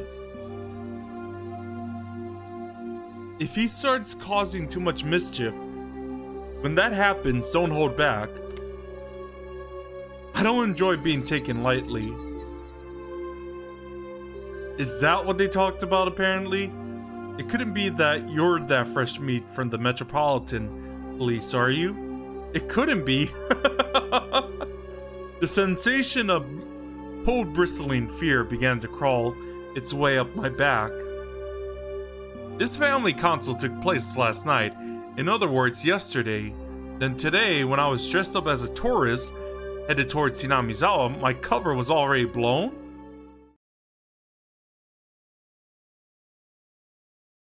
When I remembered the first person I met when I got to the bus stop, I couldn't breathe. Oh, that actually startled me a bit. The person at the family console who expressed some interest in the man being dispatched from the Metropolitan Police, Rika Furude. And then the person waiting for me the whole time in the bus shelter was Rika Furude. It was an unthinkable image. No, it was a delusion. Hang on.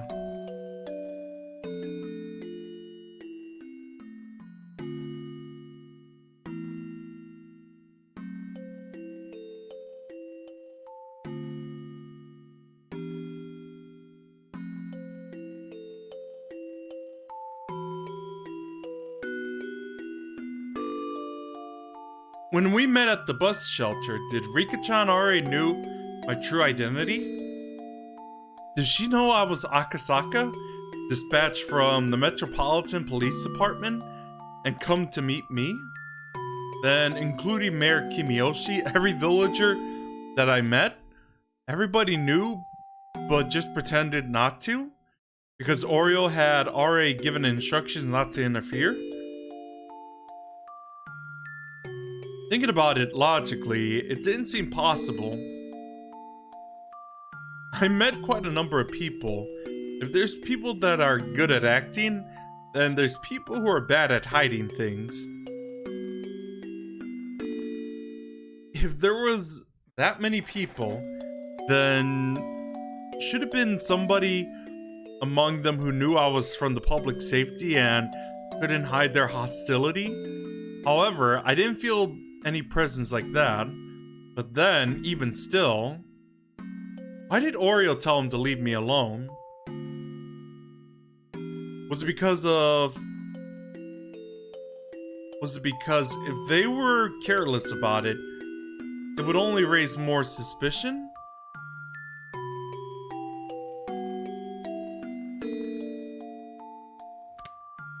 Or was it because they believed a rookie like me wouldn't be able to find anything?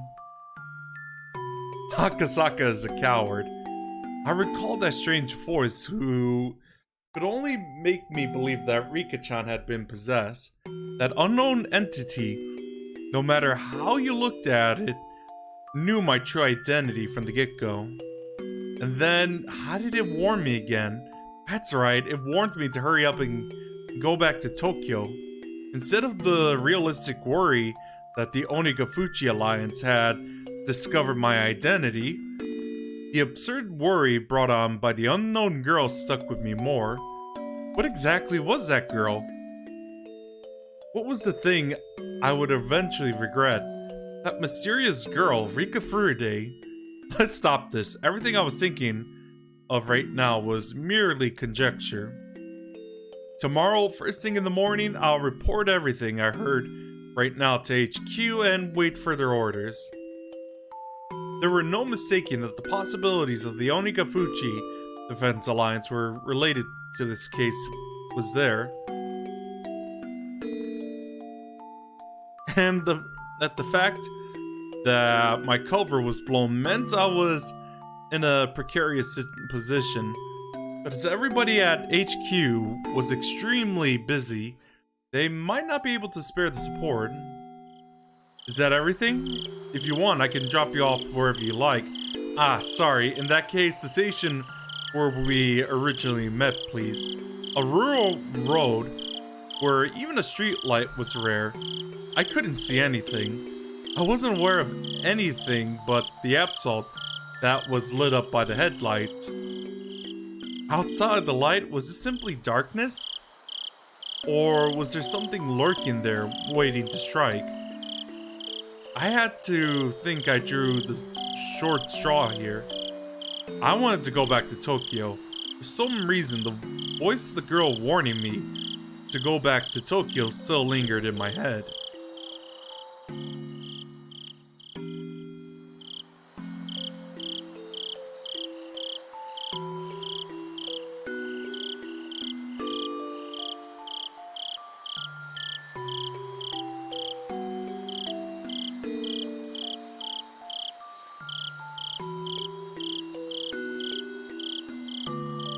Mahjong Prodigy.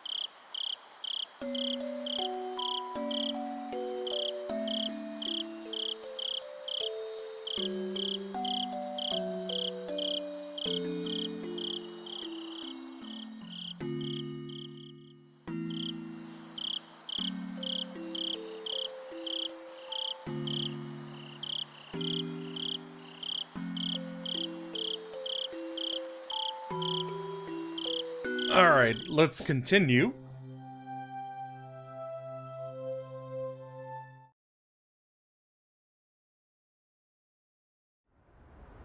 Yeah, yesterday when we met at the restaurant in Ginza, that topic was popped up. That's overstepping their boundaries, isn't it? They're meddling too much with public safety. If they kept doing that, they're going to set a bad precedent. It seems that Minister Inugai is openly uncomfortable about the way public safety is doing things. The Vice Minister is going to say something to that effect during Monday's debate session, but what can you do? We can only have the director address the Vice Minister. That's why we pay him the big bucks. Well, if it comes to that, they're going to ask him for proof that the minister's being threatened. Sometimes I don't know what side he's on. If he's not on ours, then what? Well, he's probably getting some pressure from the minister. We'll probably just have to proceed with the investigation while he sweats it out on the Vice Minister's office and buys us some time. He was so wrung out to dry that all that'll be left are dregs, though. So how's the investigation going? All the juicy leads I was pinning on my hopes on turned out to be duds. Honestly, I'm at a loss. There are reports that the Hinamizawa Dam projects have been showing up a lot lately in the minister's press release. So what about that? Well, you say showing up, but it's really more of a very slight feeling that something strange. He happened to mention it during his speech at the prefectural forum. So it just might have been happening that he was mentioning because it was relevant at the time. If I remember correctly, a local organization there was protesting quite violently, no? The Onigafuchi Defense Alliance? I think Akasaka-kun was investigating that. I think those guys could possibly be behind what's happening now. Even if we can't say there's anything overtly suspicious about them, it might not be prudent to remove them from the picture. Akasaka-kun reported in passing that he couldn't deny that possibility. Then isn't there merit in investigating them? We were going through everything with that fine-tooth comb. So if they're one of the suspicious group that are left, we'll eventually have to. Well, they're not the only group we should investigate, right? If we're just talking about groups that are as suspicious as Onigafuchi, there's quite a few of them. We don't have the men, the time, or the money at all for it all. I'll try asking for more details from Akasaka-kun. I feel like we should pay some little extra attention to this defense alliance. He reported that he established a rapport with the villagers. It also seems that he's collaborating with the local police.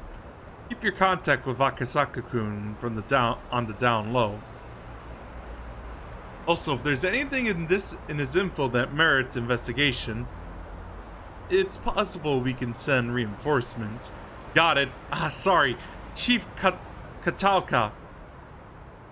There's a phone call from the director. Should I transfer it over here? No, it's okay. I'll head over there. Yes, hello?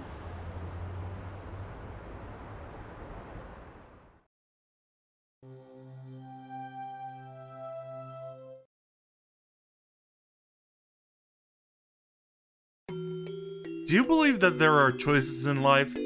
There are many people who lament the following. If there only existed in life where there were clear choices to make, we would be able to scrutinize those carefully and make decisions that would lead us to a better future.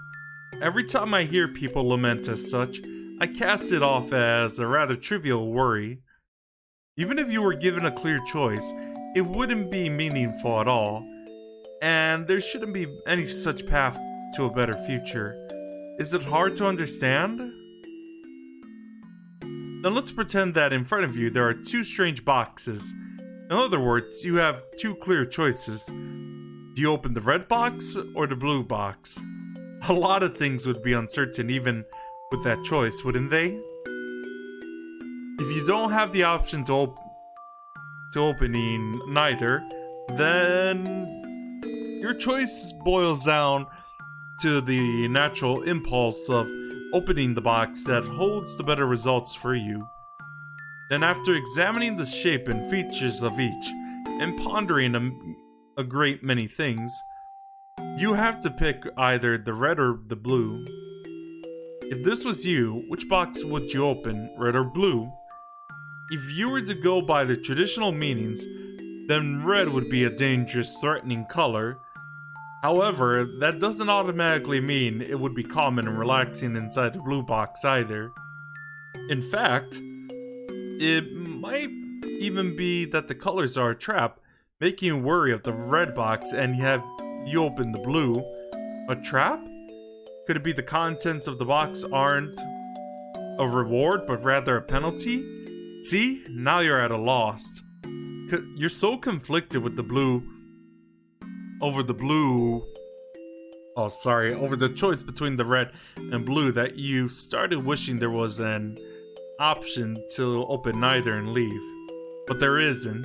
You have to open either the red box or the blue box. Oh, I forgot to say this. But if you choose one box, the other will disappear.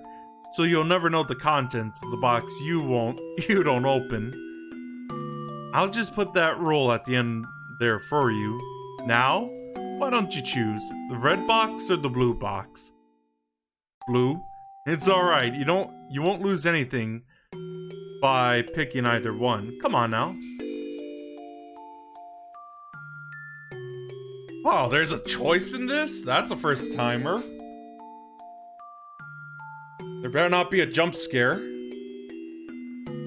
Have you thought about it?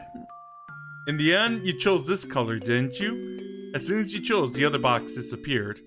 So, you gave up on the contents of that one, okay? That's the rule. Now open up the box you chose. Inside the box there was a stick of chewing gum. I know you're a little disappointed. Well, that's only natural. No matter how you looked at it, it looks like you drew the dud. The correct box might have been a bar of chocolate in it, for all you know. No, in fact, something incredible like a pair of tickets to Hawaii might have been in there. But even if you wanted to verify that, the other box had already disappeared. There's no way you could check now, but if you think about it from an optimistic point of view, just maybe the other box was empty and this box was the winner. And being satisfied, or perhaps not, with such a cheap prize, you popped into your mouth and started chewing it happily. So what do you think in the end? If you were given a second chance, would you try to open the other box? But unfortunately, the chance to open between the red box or the blue box has come and gone, never to be seen again. The chance to change your selection will never come. Don't your parents often say every choice you make in life only happens once, so choose carefully? See? Choices aren't that great after all. Aren't you a little disillusioned now?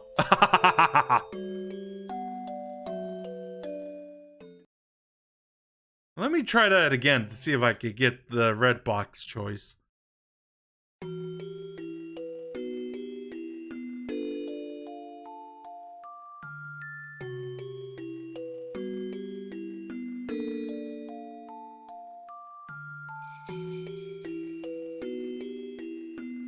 Have you thought about it? In the end, you chose this color, didn't you? As soon as you choose, the other box disappeared. So you could give up the contents on that one, okay? That's the rule. Now open up the box you chose. Inside the box there was a piece of caramel. Right now you're thinking, that's it? That's right, the contents of the red box and the blue box were a piece of caramel and a stick of chewing gum. You might have thought you made the wrong choice before, but now you're seeing them together like this. You really can't say that either choice was the wrong one. Well, I guess everybody has their personal preference. If you really prefer caramel to gum, for example, you're definitely thinking of choosing to open the box again based on that preference. The clear choice you wanted were basically this. The selfish desire to open up both boxes and compare the contents, then pick the one most suited to you. But you see, reality is the same as this game. Wow, is this game like going Undertale on me? If you pick one, the one you didn't choose disappears. There's no way you could check the results. If you had done this, or perhaps if you done that, then it would be too hard that you could be happier, or perhaps less happy than you are right now. In the end, you only have the pleasure of approving of or being disappointed by the choice that you did make. But that's fine. After all, didn't you enjoy the thrill of making the choice? If now you knew the contents of both boxes, and the choice between the red box or the blue box would just be a waste of time. Instead of this boring game about boxes, you could be looking at the quickly changing evening summer sky, listening for the distant sound of thunder and pondering if it's going to rain or not. That would be much more fun.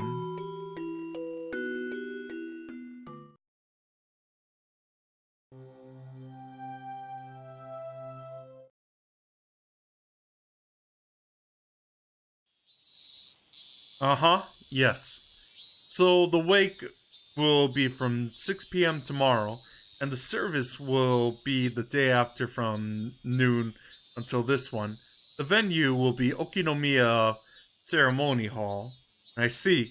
It's Deputy Mayor Ikezawa's grandson's funeral we're talking about. We have to pay our respects. Mion, I'll have you go in my stead. Okay, got it. Should I wear mourning clothes? How much should I bring for the funeral offering? You can go in your school uniform. Make sure you have buttoned it up properly. For the money, 100,000 yen. They've done a lot for us. Mion quietly whistled in awe at the exorbitant amount of money her grandmother was offering. Ikezawa-san's had been a prudent person ever since his days as the head of the Okinomiya municipal office. Even if those government type paid me a visit, they'd always stay outside. But whenever I offered Ikezawa-san a cup of tea, he'd come inside and carefully listen to what I had to say.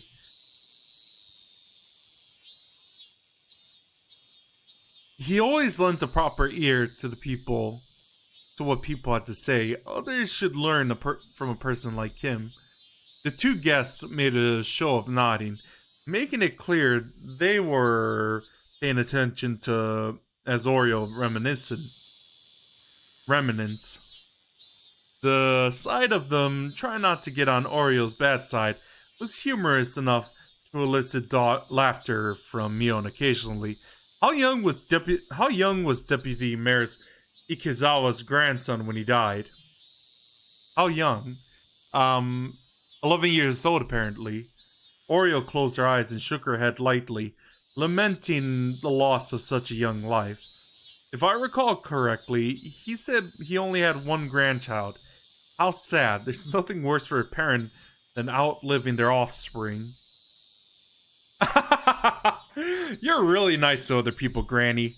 If Shion or I died, would you be this sad? Don't be stupid. Saying something like that is bad luck. Having got the reaction she expected, Mion cackled. The two guests, unsure if they were supposed to laugh along instead of force awkward smiles. We'll take our leave for today then. We'll be by tomorrow evening at 5 to pick you up. Until then, please excuse us. After bowing their heads repeatedly, the guests left by the front door. Mion saw them, waving her little hand goodbye. They're gone. It must be rough for them to pay you a courtesy visit, Granny. It would have been fine if they just broke the news over the phone. Well, it was true that Oreo Sonosaki was a central person of both her relatives and the residents of Hinamizawa village as a whole. As a voting bloc, they numbered in the several thousands. It wasn't hard to imagine the mayor would try to pander to her. Unlike Mion, however, Oreo was looking up longingly at the sky from the veranda. What's the matter? Are you going senile? I just thought that no matter whose grandchild it was, I feel sorry for them. Saying that, she let out a deep sigh. Mion was let down, as normally her grandmother would have scolded her for her attitude. Mion, you know, that minister's grandson, how long has it been since he was abducted? 4 days maybe? Oreo let out another deep sigh. He may be the grandchild of our bitter enemy, but I still feel sorry for him. Really? That's enough of a warning. We should bring this to an end soon. The playful expression drained from Mion's face, leaving behind a stern one. And, as if to ascertain Orio's will, looked into her eyes. Oreo, expressing her intention with only those eyes, looked back into Mion's. I want some tea. Could you call for some? Some of that chocolate, too. Mion gave a small nod, then turned around. Shimiko-san, are you there? Grandma wants some tea. Could you prepare some? From far away, a voice responded in the affirmative. Mion, after confirming that she's been heard, picked up the phone and began dialing. Hello? This is Mion. Yeah. Is my father there?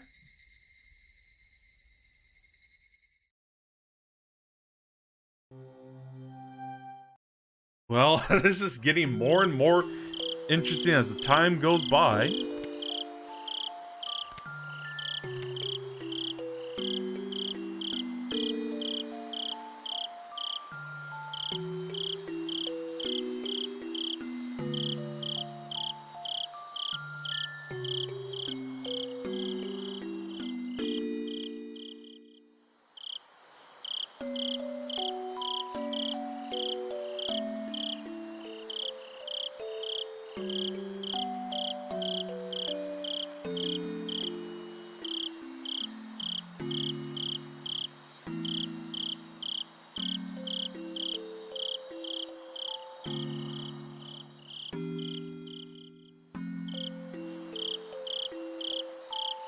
Alright, let's get started on the next chapter since we have like 3 more hours. I had a restless night's sleep.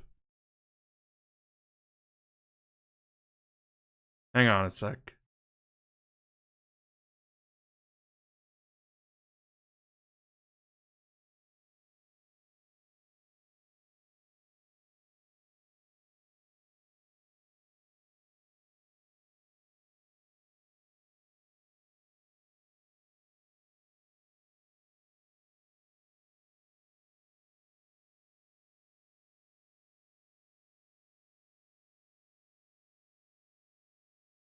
Alright. I did nothing but turn over repeatedly during a night that seemed like it had lasted for eternity. Even then, I eventually fell asleep at some point, not realizing how high in the sky the sun had risen. I shook off the urge to go back to sleep. It was then I noticed the phone was ringing. The time was almost past 10 in the morning. It was clearly too late for a wake-up call. Akasaka-san, good morning, it's Oishi. Waking up to the sound of Oishi's voice was a little too much of a shock. My delicate ears were ringing. But thanks to that shock, I was suddenly wide awake. Hello. Good morning. Could it be that you just woke up? Even though you're on assignment, it's still not good to be asleep during regular business hours. You're absolutely right. I'll be more careful in the future. I have another tidbit that might wake you up even more. There was something interesting mixed in with the lost and found at the Hinamizawa police box. Lost and found? Let's leave the details for when you get there. You think you'll be able to make it before noon? No, I'll be there right away. Oishi already knew what my mission was. Since Oishi had said it was something that would wake me up, it's hard to believe it would be irrelevant to me. Honestly speaking, judging by information from Sato-san yesterday, knowing that my cover was already blown, I couldn't wander to and from Hinamizawa carelessly. In other words, my investigation had an impasse.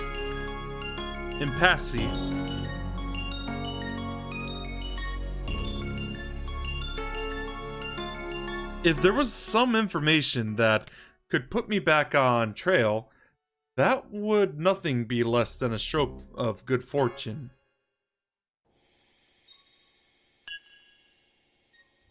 After vigorously washing my face, I pulled on my jacket and hailed a taxi, heading towards the Okinomiya police station. Oh, you're here! The genius mahjong player has arrived. My apologies for being late. So, exactly what popped up? With absolutely no intention of reminiscing about last night's mahjong game, I pressed him to get to the point. Oishi, anticipating that I would act this way, cut to the chase without any resistance. Like I said earlier, something arrived from the Hinamizawa police box lost and found this morning. Lost items that were turned over at the police box were sent to Okinomiya station after the paperwork was filled out. Oishi pulled out a plastic bag from the drawer and laid its labeled contents on the desk. Is that a wallet? Indeed. There was a small change inside, but no bills. We thought that a pickpocket threw it away after pulling out the contents. At first, I don't understand how this wallet, so far removed from Tokyo, could possibly be related to the kidnapping. If it had drawn Oishi's attention, then it would have to be something dramatic, like if the wallet belonged to the missing grandchild.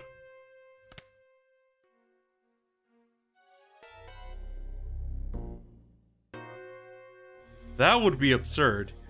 Like something that convenient would happen. If that was it, then there were probably initials written on the wallet. Like the initials of Toshiki Inugai, the minister's grandson, T.I. Thinking like that, at this point, I didn't suppose that this wallet was something that would get Oishi so excited. Oishi, after putting on a pair of disposable plastic gloves, handed me over a pair of the same. I didn't feel that this wallet was such an important thing, so I had my doubts about whether there was any point in putting on gloves. However, I didn't want Oishi's intention to go to waste, so I put them on. Oishi opened up the plastic bag and pulled it out, showing me the back. As I had imagined, there were initials engraved there, but it was slightly more detailed than what I had thought. Toshiki-ai marked on it. Oishi grinned at me with a look on his face that said, "See?"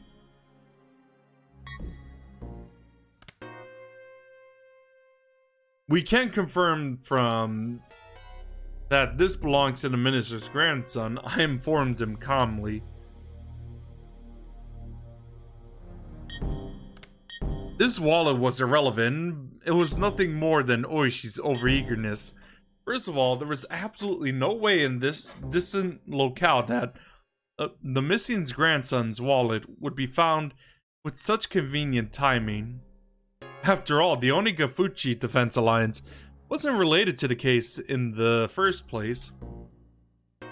So there was no way this wallet belonged to the grandson. Why I wanted to decide this was the case, even I didn't really know. Even though what should have been a top secret case was leaked before I had even been dispatched. In this situation, now how could I say this was definitely related? Would it be more prudent to pay more attention to this wallet? It had only been a couple of hours since I arrived in... It had only been a couple of days since I arrived in Hinamizawa.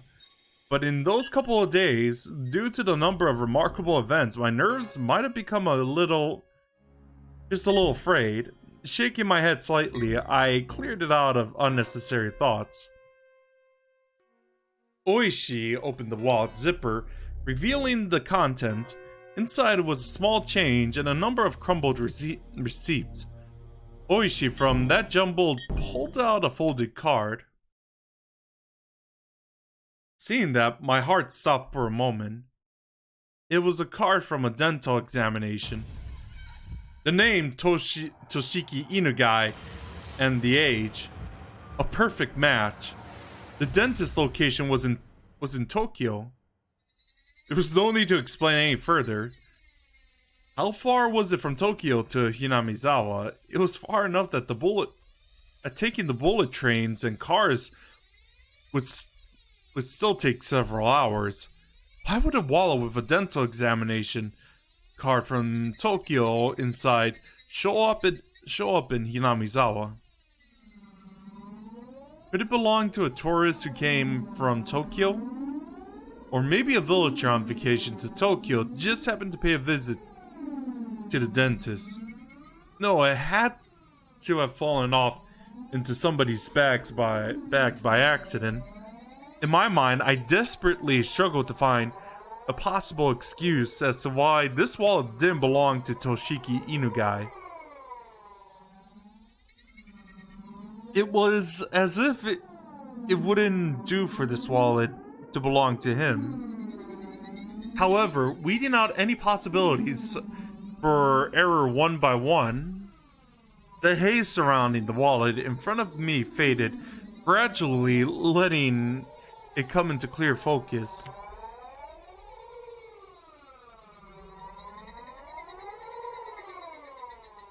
See? I felt a shiver of electricity run up my spine. My pulse quickened, and a thin film of sweat began to coat my entire body. From Oishi's point of view, I was probably slack-jawed and spaced out, with a slovenly look on my face. Did you get the information from the dental office? That's your job, Akasaka-san. I didn't go that far. When did this wallet show up? The person who picked it up was a villager. They did so yesterday, it seems. Not that, I mean, when was this wallet dropped?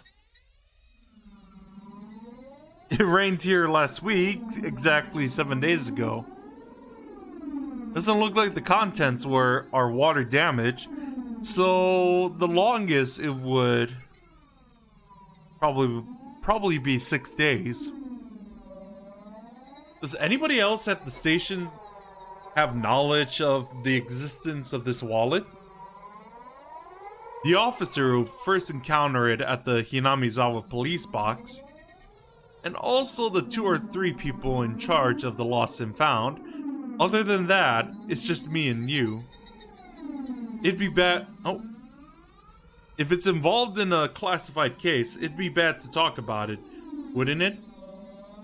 I don't intend to wag my tongue. May I borrow a phone? Go ahead. Dial 0 to get an outside line. I dialed the phone number inscribed on the examination card. I could hear my pulse pounding inside my head. Could there possibly be something so absurd? The address on the receipts and card inside the wallet were from around the area where the grandson lived. The name on the examination card was also a match. The time we deduced that the wallet had been left behind also matched up with the timeline of the kidnapping. Now, of course, it was possible I could just laugh it off as all a big pile of coincidences. There wasn't any strong evidence. Rather than all this circumstantial proof, the contents of the phone call I was about to make would have a much greater meaning. Hello? Sorry to keep you waiting. This is dental office. Hello, this is police. I have a misplaced wallet and I'm trying to get in contact with the owner. Would you be able to help me? Inside the wallet, there was an examination card from your office. Yes, the name is Toshiki Inugai. If I can give you the number of the card, would you be able to look up the phone number? Yes, thank you. If you could. Still holding on to the receiver, I pulled a notebook from my breast pocket with my free hand. I opened it up to the page with the grandson's address and phone number recorded on it. Yes, hello? Yes, go ahead. I compared the phone number written in my notebook to the one that was being read out on the other end of the line. During that process, I spun around to look behind me uneasily. I locked eyes with Oishi. Oishi looked puzzled, wondering what the matter was. Why would I feel uneasy and look behind me? That's because the person on the end of the line was reading out the numbers as though doing so straight from my notebook. It seemed that that HQ was in quite an uproar thanks to my report. No matter how many times the authenticity of the evidence I had linked to the grandson was called into question, I could only respond that it was the truth. When the lead investigator first picked up the phone, I was grilled about the evidence I'd found that was almost too good to be true, if I do say so myself. But after having doubt dispelled, he fell into silence. The receiver was finally handed over to the section chief. When he picked it up, the background thrummed on the other end of the line disappeared and knew that it had completely gone silent. After asking the same questions about the wallet that the lead investigator did, and the chief quietly spoke his next words. Oh, geez, that music. Got it. We'll dispatch several people as reinforcements. They should be able to make it there by evening. Akasaka-kun, please continue with your investigation of the area. Get some information on the spot and where the wallet was found. Kano-san will select some people and head directly there. The fact that he was sending Kano, the lead investigator, here meant that the chief had decided there was a possibility that the Onigafuchi Defense Alliance were somehow implicit in the kidnapping. However, it felt as though until the lead investigator, whom he trusted, had verified the incidents with his own eyes, he was still going to be skeptical about it. How'd it go? It seemed that HQ is sending reinforcements. I was ordered to investigate the area. Where was the wallet dropped? Around Takasudo, apparently. This is Okinomiya. All the way over there, all the way over here, this is Hinamizawa. Then, even further upstream, way up around there, is Takasudo. Oishi explained where the wallet was found by pointing to locations on the map of the wall. The place called Takasudo was even more remote than Hinamizawa was. There's hardly anybody living in the area around Takasudo. It was deserted a long time ago. It's littered with abandoned houses, so it's really quite desolate around here. Oishi-san, could I ask you to guide me to Takasudo? Yeah, I don't mind. You can't really get in and out of Hinamizawa as you please by yourself, after all. And of course, I'll have to make you wear the cap and mask again. That Oishi had agreed to accompany me was very reassuring. If Sato-san's info was to be believed, my cover had been blown. I wasn't sure if the villagers had realized that the fresh meat dispatch from the public safety was the tourist that had visited the village yesterday. In other words, me. But deciding that they hadn't noticed would have been overly optimistic. Given Higurashi thought Takasudo, where the wallet was found, could have been rolled out as hiding spot for the kidnappers. The Takasudo area didn't have any residential buildings, nor was it alongside the way. There wasn't a reason for even the locals to go out of their way to visit it. All those voice cracks though. It was exactly what you would call a long-forgotten ghost town at the end of the road. What's with the spacing? You couldn't ask for a better place to hold a kidnapped grandson. Also, you couldn't get to Takasudo without passing through Hinamizawa first. Those several conditions made the area all the more important. I couldn't brush it off any longer. There was no longer any doubt that Onigafuchi Defense Alliance or somebody hired by them were involved in the kidnapping. If that was the case, then the fact that this wallet was found might have been already leaked to them. They even knew so much as how the Public Safety Division was operating. Voice crack. The case of the wallet couldn't be something they didn't know. In that case, there was a possibility that the enemy was lying in wait. To dive alone into enemy territory surrounded by enemy territory, to say the least, required an amount of courage, nay, recklessness, that I just did not have. Without your company, Oishi-san, I wouldn't be able to step into the village so easily. Thank you very much for your cooperation. Honestly, I thought you would ask for more money. Nah. Well, if we're being honest, Hinamizawa isn't exactly a place I like to go to. I'd at least appreciate it if you could pay for cab fare. Still, it's not a request I can refuse from a friend that's played at the same table as me. Oishi grinned as he pounded me on the back. It struck me that he just didn't want to jump ship rather than having any sort of sense of duty towards his job. Even so, that probably didn't really matter. Right now, I really appreciated the gesture. Well then, shall we hurry up and get going? If the enemy knew that the police had obtained the wallet, then they would probably have moved the hostage to a different place. There wasn't a moment to lose.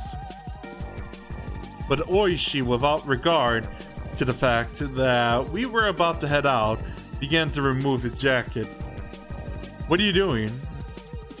Well, just a precaution. If you want me to poke the beehive to get your honey, I have to be rather well prepared, you see. Ooh. Do you want to put one on too? What Oishi had pulled from the drawer below the desk was a stab-proof vest.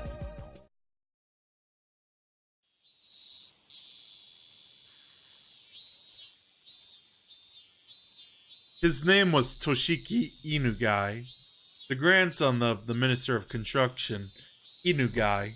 There was only one reason for him being here. If you didn't include gym or art class, his grades were above average.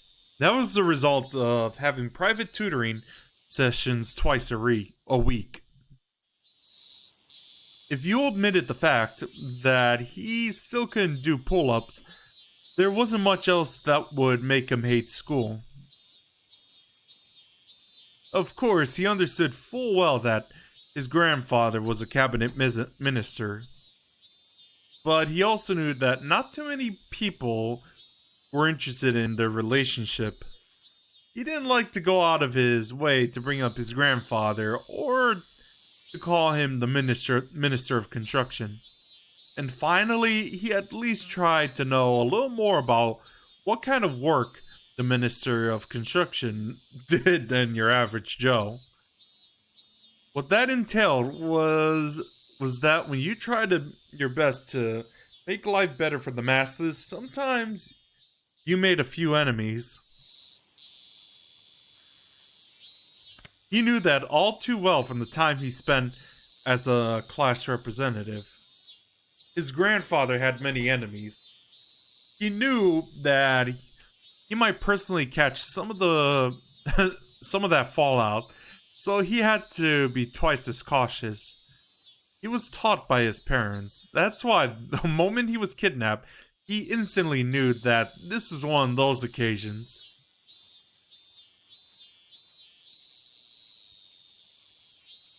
He understood that he wasn't being treated as Toshiki Inugai, the person, but rather as Toshiki Inugai, the grandson of the Minister of Construction.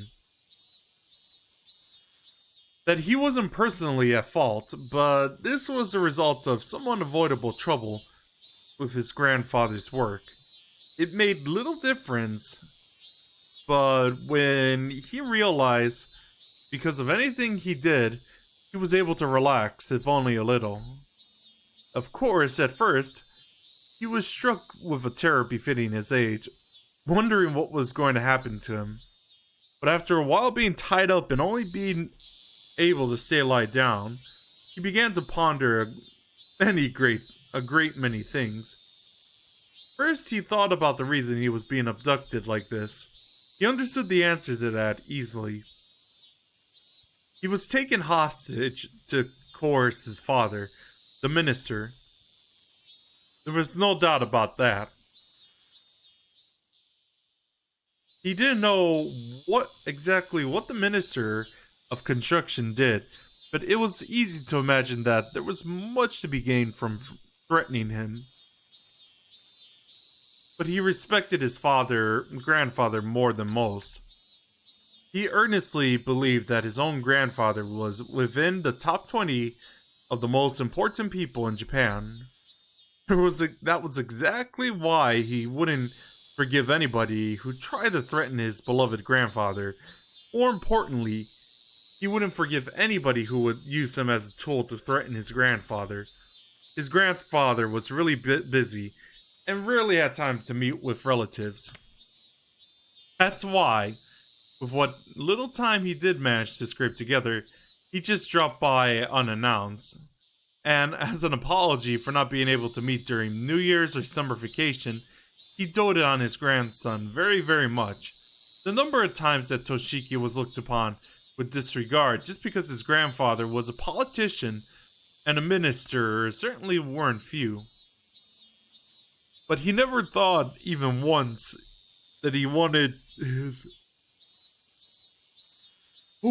grandfather to quit being a politician. But it was his beloved grandfather. He wanted to continue his career as long as possible from the bottom of his heart.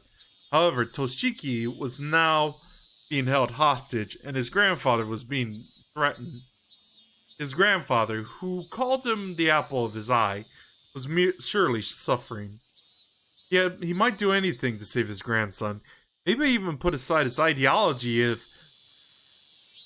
it was required to save his grandson. He might even cave into the culprit's demands if it meant saving his grandson. When Toshiki thought about that, an inexplicable anger welled up within him.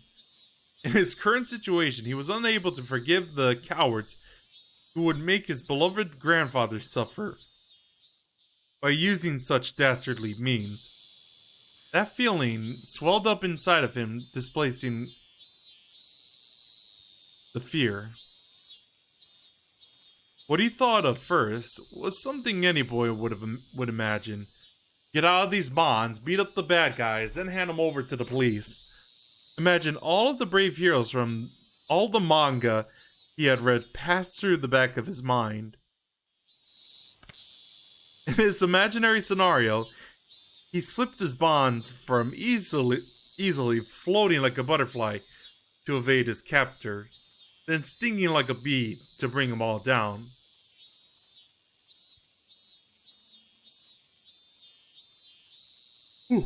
In the end, it was nothing more than his little fantasy. But with his vision obstructed and unable to see anything, it was something that he could get into more than any anime at the moment. In actuality, he was enjoying these little scenarios in his head for the long period of time he was tied up, and his captor hadn't really done anything to him that they would feel sorry for. However, he eventually began to grow tired of his fantasies, and more realistic scenarios began to run through his head. It was then he realized that none of them were a solution. Yes, he wanted to do something for his grandfather, who was being threatened. That he was being held to inflict pain on his grandfather was the thing that he could at least forgive. And also the most vexing. And then he noticed there was a much simpler way he could have saved his grandfather without having to beat up his despicable captors. That was to remove himself as a hostage from the hands of these villains.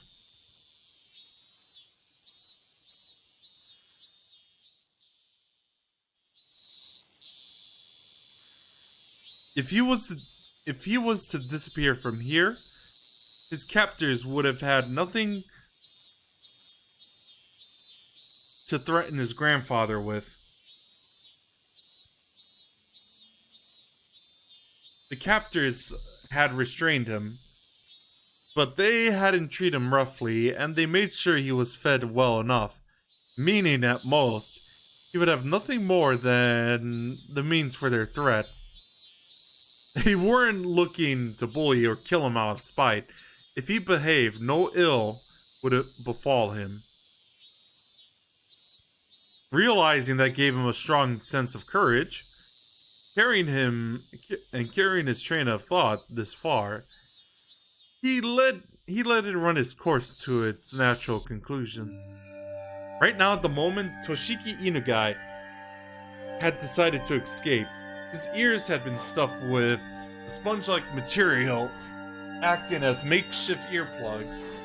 However, they really didn't do much to block any sound, and he could overhear everything his captors were saying, realizing that this was to his advantage.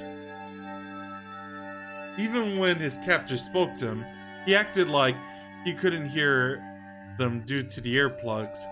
His captors thinking that he couldn't hear their conversations talked about all sorts of things without any reservations. Thanks to that, he was able to obtain various pieces of information. First off, this was in Tokyo. It seemed that this was a distance away, and on top of that, in the countryside, nestled deep in the mountains. It seemed that his captors were inconvenienced living out here, so he had to deduce that this place was far removed from any sort of town. Finally, whenever they went out to buy food or other supplies, they always take a car.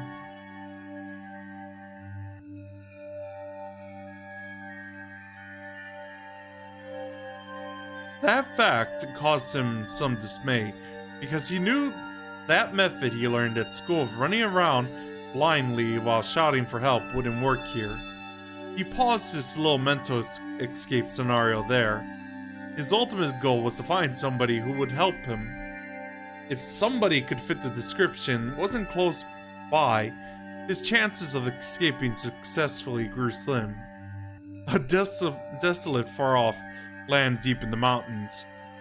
A place where you couldn't even go shopping without a car. In this situation, escaping would be very difficult.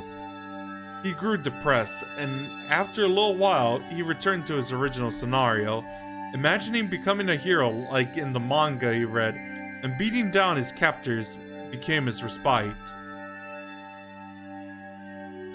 However, as he played those delusions out of in his head, his heart hating to surrender, continued to search for a way to escape, and then he thought of a way.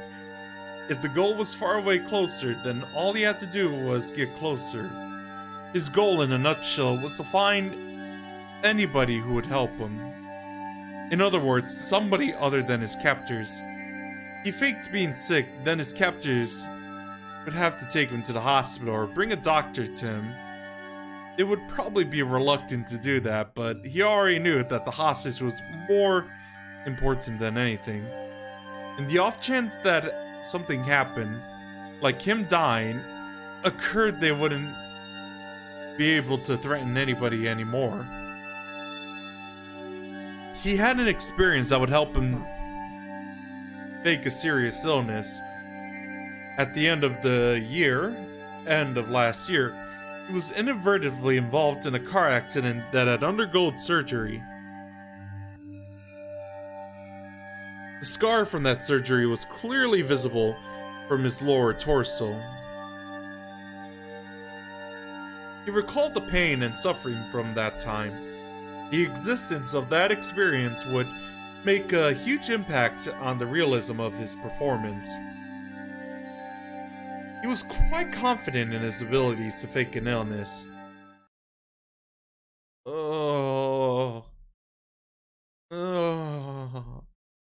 His captors first looked at that as a sign he needed to use the washroom. Untying his arms, they tried to bring him there while he was still blindfolded. But he didn't try to get up. His hands, now free, clutched at his abdomen as he writhed in agony. Hey, what's wrong? Does your stomach hurt? He still had earplugs in, so he pretended he didn't hear his captors making the question. He was about to nod, so he hurriedly had to stop himself. What's the matter? Yeah, the kid's clutching at his stomach. Must be a stomachache or something. His captors looked down on his suffering form for a bit. One of them proposed a course of action, while another laid his doubts that Toshiki might be faking it. What's wrong, boy? Your tummy hurt? His ears are plugged, so he can't hear you. Well, that's the problem. Do you got any medicine that works on stomach pain? I want to go to the pharmacy and buy some.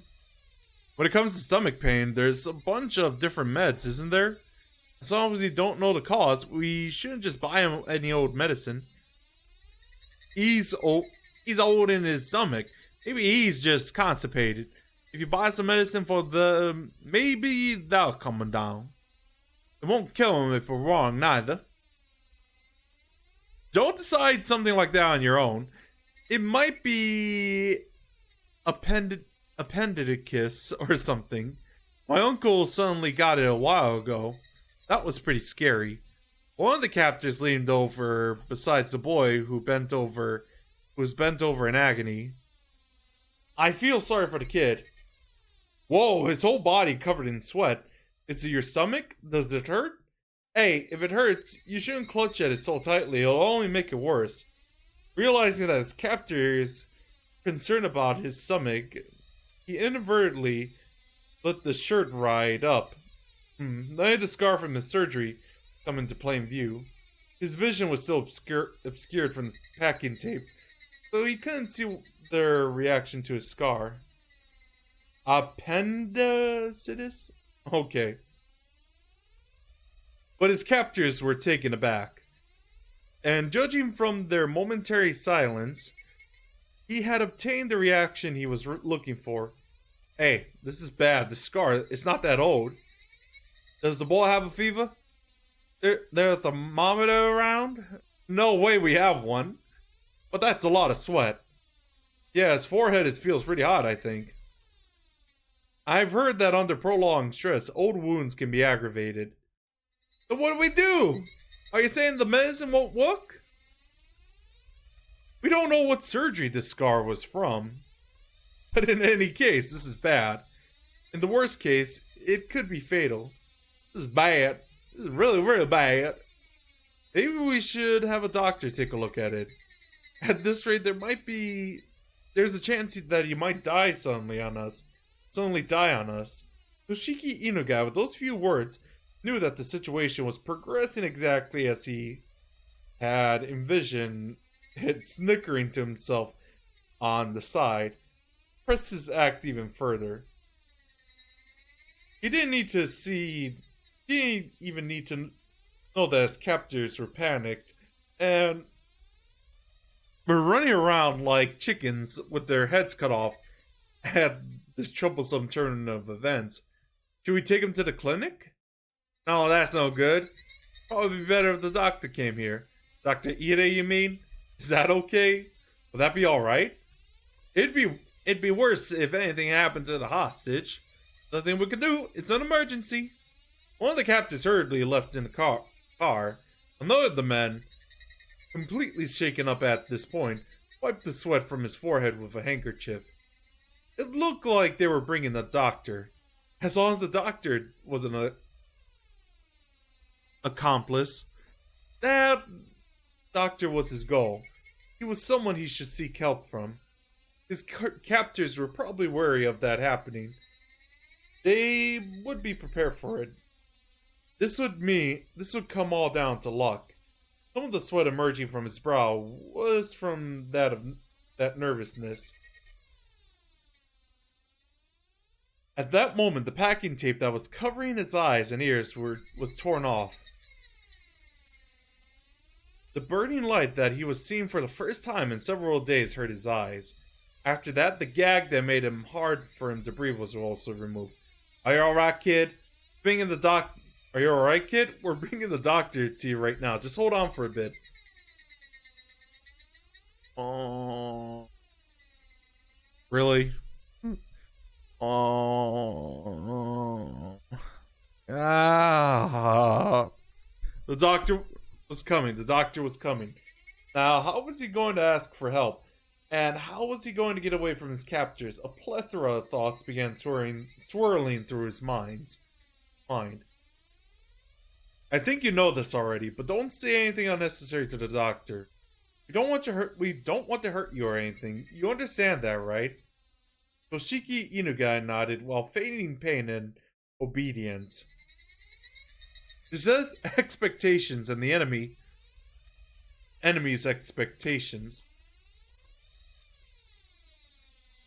Whether they doubted he was faking illness or not, they knew what his goal was and would try to stop it. His stomach contracted from the stress of this gambit, making it seem like his stomach was really starting to hurt.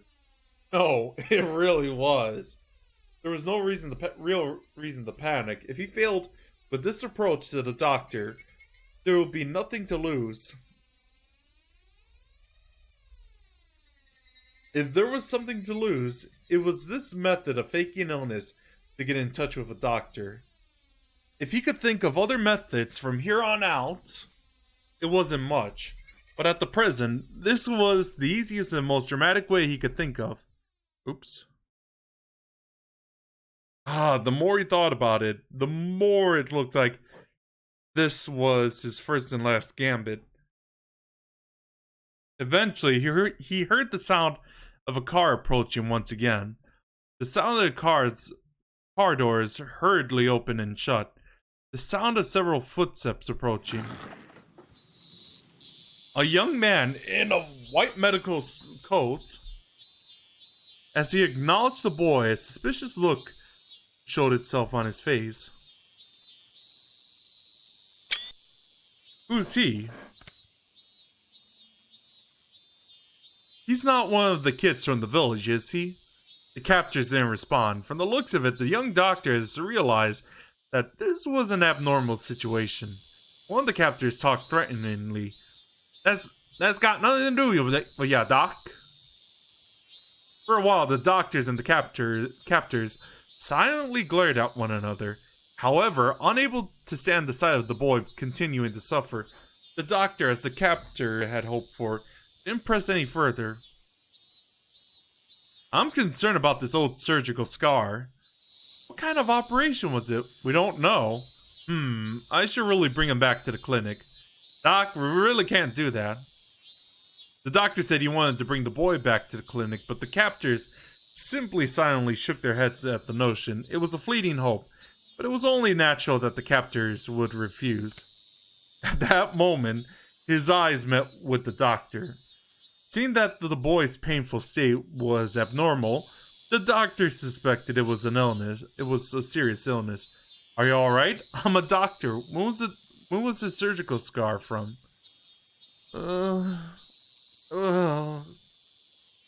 last year, during the winter, from an accident.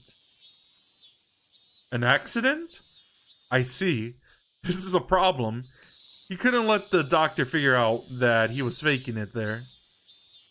He had to somehow figure out some way to keep this going and tell the doctor that he was being confined and needed help. I'm going to touch the affected area, okay? If it hurts, tell me where. Ah! Seeing that extremely painful, the doctor crossed his arm and began to ponder. He had to somehow get himself to the hospital. Totsushiki Inugai faking this illness was the performance of a lifetime.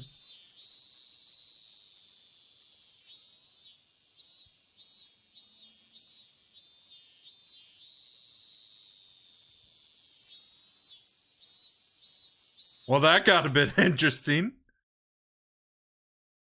Good work, everyone. I know it's hot, but please do your best.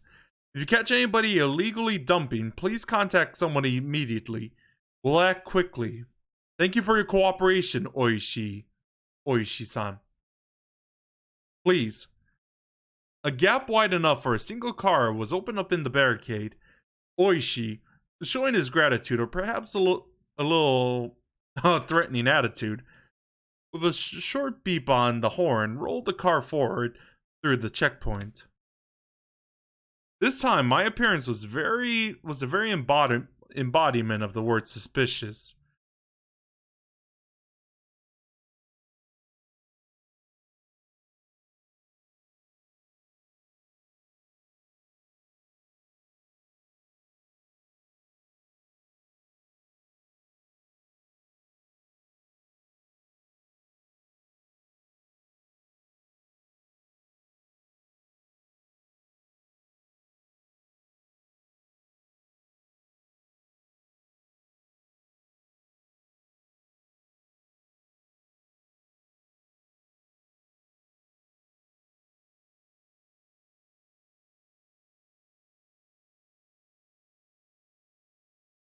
A baseball cap, and mask and sunglasses. On top of that, even though it was sweltering, I was wearing a hoodie. Any respectable police officer would be loath to does not stop me for questioning. I had meant to be overcautious, knowing full well that my face was known, but it might have already been too late for that to have any use. Using that as an excuse, I doffed the unbearably hot hoodie and windbreaker, ripped off the mask and hat, and threw them at the seat behind me. Oh my, is that okay? With a cheap little disguise like this, they probably figured it out anyway.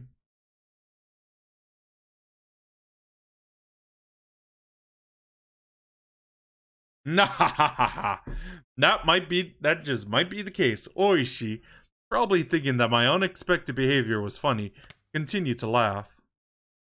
The beautiful and pristine scenery of Hinamizawa spread out before me. The village itself would have been quite beautiful if it weren't for the complicated circumstances surrounding at the moment. I would absolutely love to take Yukie here for a drive one day. Come to think of it, I didn't get a chance to call her last night. I played around with the idea in my head. But in reality, this village wasn't all sunshine and rainbows. You know, just hearing that, like, I already know the outcome of that. I think Joseph will probably describe it best. Old man Joseph. Oh no! Anyway, I had heard everything at the prefectural headquarters. At the heart of this village The intelligence network that the three families wielded was, due to blood ties and regional relationships, unbelievably well organized. And also, I'm gonna have to watch the anime version of this chapter because just to make a comparison. But encapsulated the entirety of the city of Shishibone as well. When I first heard that, somewhere in the recess of my mind, I didn't take completely seriously. Why I say that? Because I know the outcome of that. I know about I knew about the creepy Rika part, and I actually know the outcome of Yukie. We'll learn about that later. How could a local organization out in the boonies here have something so grandiose? I couldn't deny that somewhere in the back of my mind, I had ridiculed the thought. But not only were they threatening the minister, but they had demonstrated that they had a complete grasp on our movement, which were supposed to be top secret. They were almost like the secret police that controlled a small Eastern European country like in some spy novel. Bond. James Bond. I couldn't resist that. Anyway, the villagers here wouldn't bat an eye at getting their hands dirty if it meant fighting the damn project. I also heard something like that at the prefectural headquarters. Ah, now that you mention it, Oishi also said that this place was a war zone, didn't he? The residents of this village were at the same time freedom fighters. Although by definition, they were no different than guerrillas or a militia. They weren't protected by the Geneva Convention, but they also didn't have to adhere to rules either. This place was more of a quagmire than any legitimate battlefield. A secret war was unfolding. Who else but Quagmire? I'm so sorry for that reference. I couldn't resist. He's Quagmire. Quagmire. Okay. I could drive along because Oishi was with me. But if I was to leave this car for even something as trivial as looking for a vending machine, there was a chance I wouldn't return. Even though a single shot hadn't been fired, this was a battlefield. No, the reason why the bullets weren't flying was simply because it was hard for a civilian to obtain a gun in Japan. So they were probably just equipped with weapons other than guns that were easier to obtain. Wow, come to think of it, I wonder what the gun laws were like in the US back in the 70s. Yeah, because as far as I know, this takes like 5 years before the events of the first 3 chapters. So they were probably equipped with weapons other than guns that were easier to obtain. Because obviously this was before Rika's parents even died as well. I don't know about Satoko's, but yeah. That was why Oishi was wearing a stab-proof vest, wasn't it? Akasaka-san, are you nervous?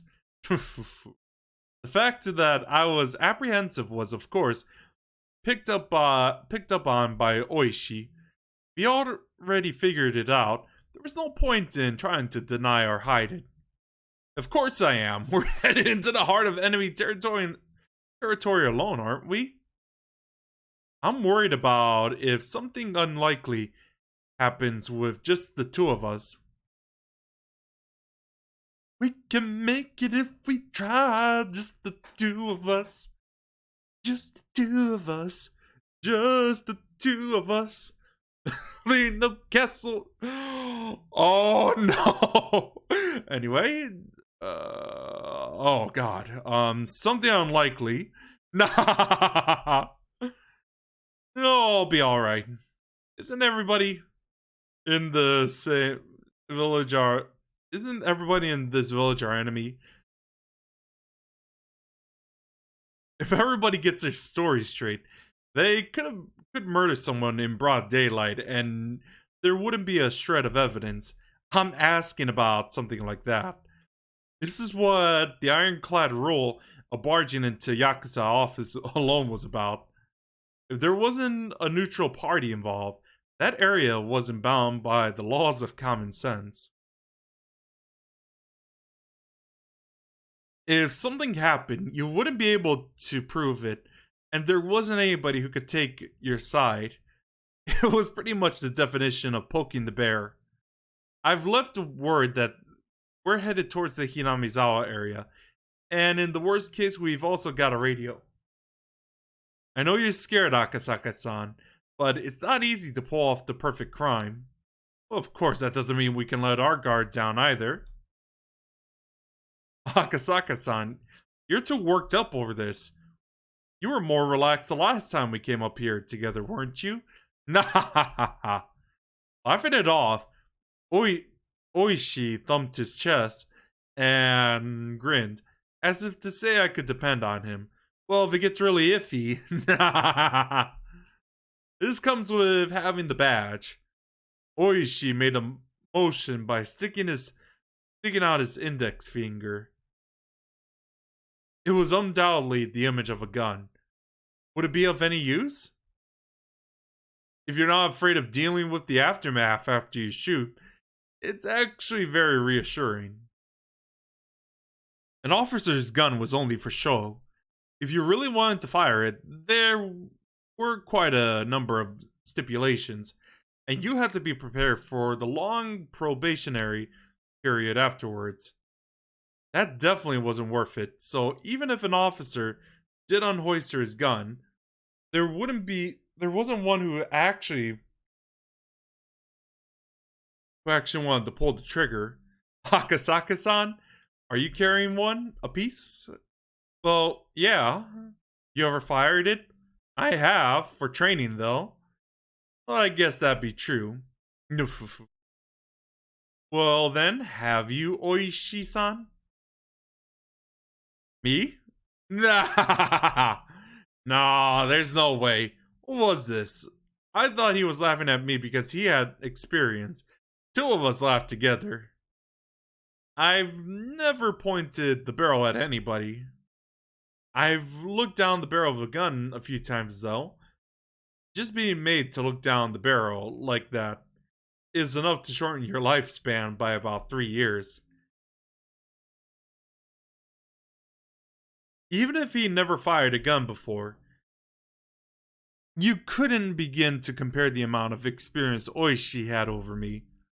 At a time like this, I could only marvel again at how unreliable Oishi seemed. Come to think of it, I didn't want to come this way in the middle of the day, but there's no way for a car to get through other than here. Akasaka-san, just in case, put on the mask again to hide your face, please. What's the matter? Do you not hear it because the air conditioning is too loud? I'll turn it off. Try opening the window. When I opened the window, a blast of hot air blew inside, and then I could hear angry yelling coming from far away. Oh, that silence break, though. At that moment, the forest gave away on either side of us, and our view expanded suddenly.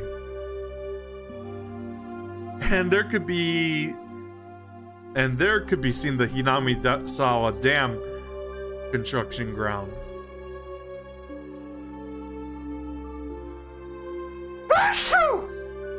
Oh, sorry about that. The very front line for Hinamizawa Village. We're absolutely opposed to the construction of the Hinamizawa Dam. The crackling blare of someone's voice sounded over an enormous loudspeaker. The roar of angry voices continued to rumble. The incredible volume had become a veritable sound cannon, spewing out its ammunition. The prefabricated side office was surrounded by 2 sets of high fences laced with barbed wires. Lined up in front of those fences were riot police and their vehicles, and surrounding it all were the villagers. They hounded at their protest against the dam as a single entity. Oh, there's not too many of them today. We're in luck. That's not too many. Yeah, there's a lot of them. The crowd reaches as far as the road. You wouldn't even be able to inch forward in a car. At first, due to their overwhelming intensity, it looked to me like there was more people than there actually was, but upon closer inspection, there were at most 50 to 70 of them. But the 6 or 7 propaganda trucks lined up that looked like they belonged to a band of thugs were a strange enough sight. The villagers were also wearing helmets and bandanas, as well as covering their face with masks, adding to the oddity of it all. The propaganda trucks, after braying their chorus, had their volume turned up even higher and began to flood the area with sutras. To say that the noise was downright violent wouldn't be an understatement. From this distance, it was this loud. The glass in the office was probably rattling from the noise. They can't do anything there but take it. Those riot squad guys, every one of them is wearing earplugs, but they're still having their hearing damaged. Poor sobs. Can't you do something about it with noise ordinance law? Our prefecture haven't had any laws regarding noise ordinance. Also, those are sutras, right? You can't regulate religious activities. Those guys are pretty smart. Is what I think Oishi said? Actually, no matter how tightly the window was shut, the booming sound of the sutras filled the car. I couldn't even hear what Oishi, who was sitting right next to me, was saying. As the car approached the line of propaganda trucks, the blare became difficult to bear.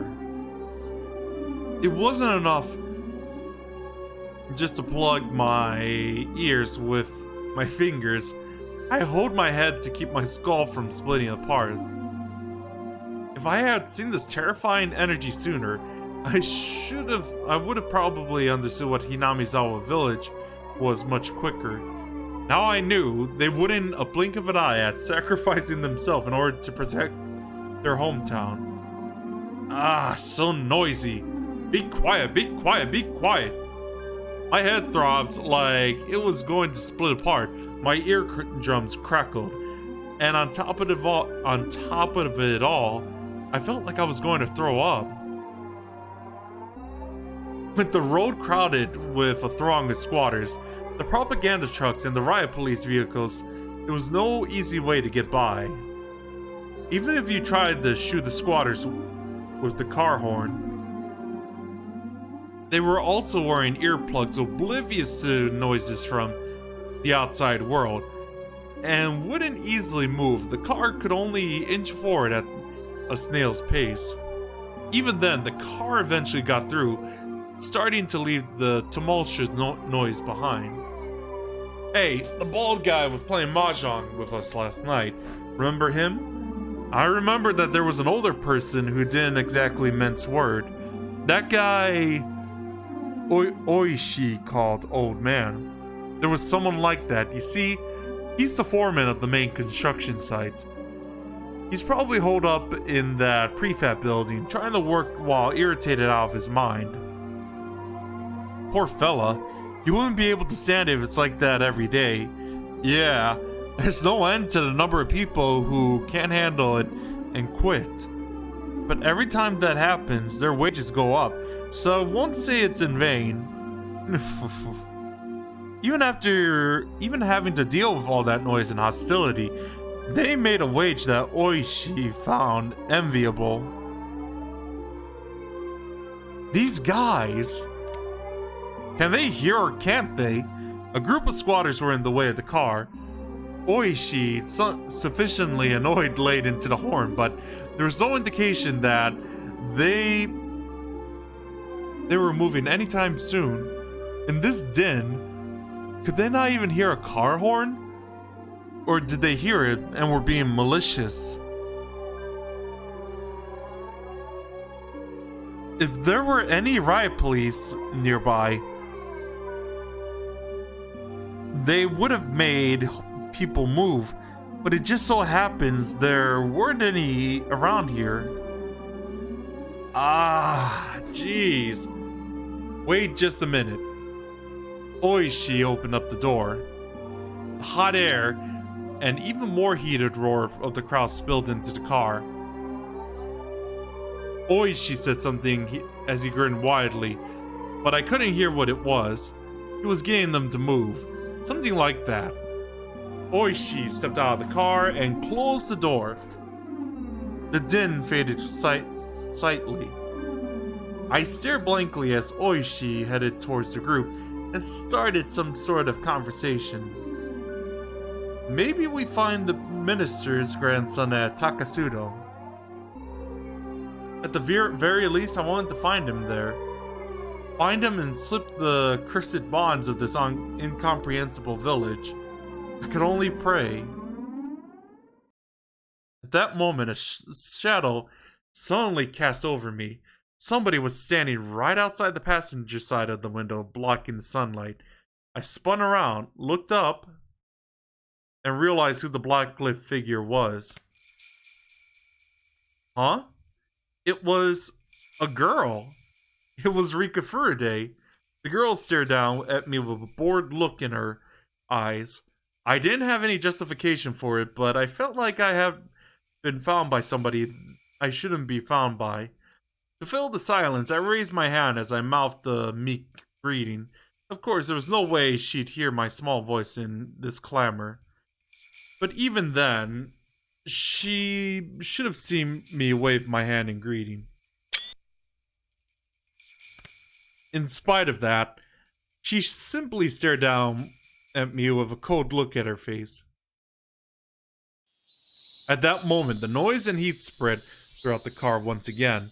Oishi had returned to the driver's seat, taken a look.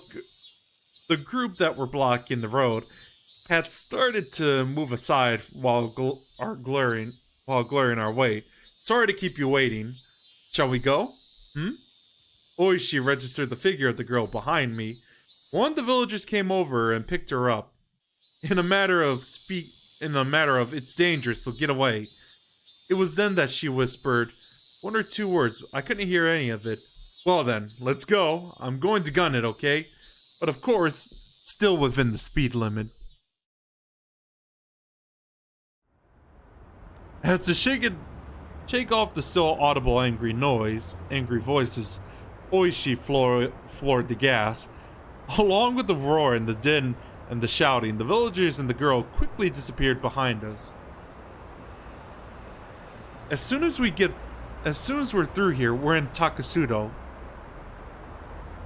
Are you okay if we end up getting into a firefight?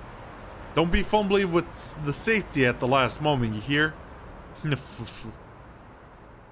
Oishi laughed mockingly again. I was more concerned with what the girl said, however, as I was vaguely bothered by it. What was she trying to say with that apathetic and candid expression? Suppose it's normal if you're nervous from here on out, but if you don't deal with it, there's a chance you might do something rash. But there was no longer a way to confirm what the girl had tried to tell me. It might have been that the girl who warned me to go back to Tokyo again, or else was saying to me who was here now, ignoring that warning.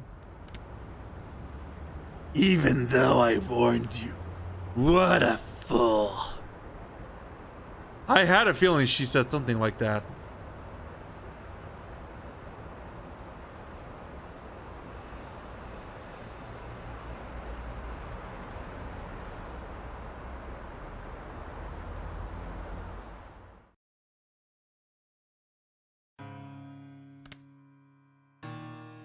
Ah, more to go.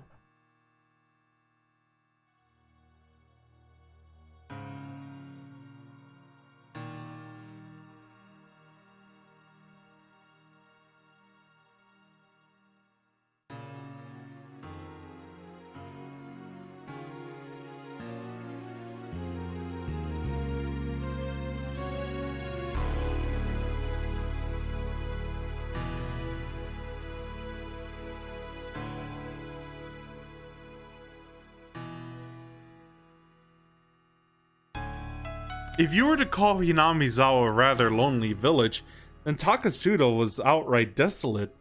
For your everyday city boy like me, I just couldn't understand why anybody would force himself to live here. There were signs that people had, but they were all covered in dust or enveloped in ivy, indicating that it was all abandoned. People really lived in a place like this, didn't they? Well, it was a long time ago. A remote place like this is pretty rough for old folk to live, and the younger people probably wanted to try living in a more suitable place. There's nobody left to take the reins. All that gets left is this. Even if I had no personal attachment, oh my god, that typo, to the village, seeing the disused buildings make me feel a little sentimental. It seemed that Oishi also felt the same way. Was the wallet found over here? The person who found it must have had a good reason to come out to this desolate place. Yeah, there's some villagers who have a field out in the mountains here. They pass by here in the morning and evenings. The villagers who work in the fields walk by here every day. No way. They probably go as far as they can by car.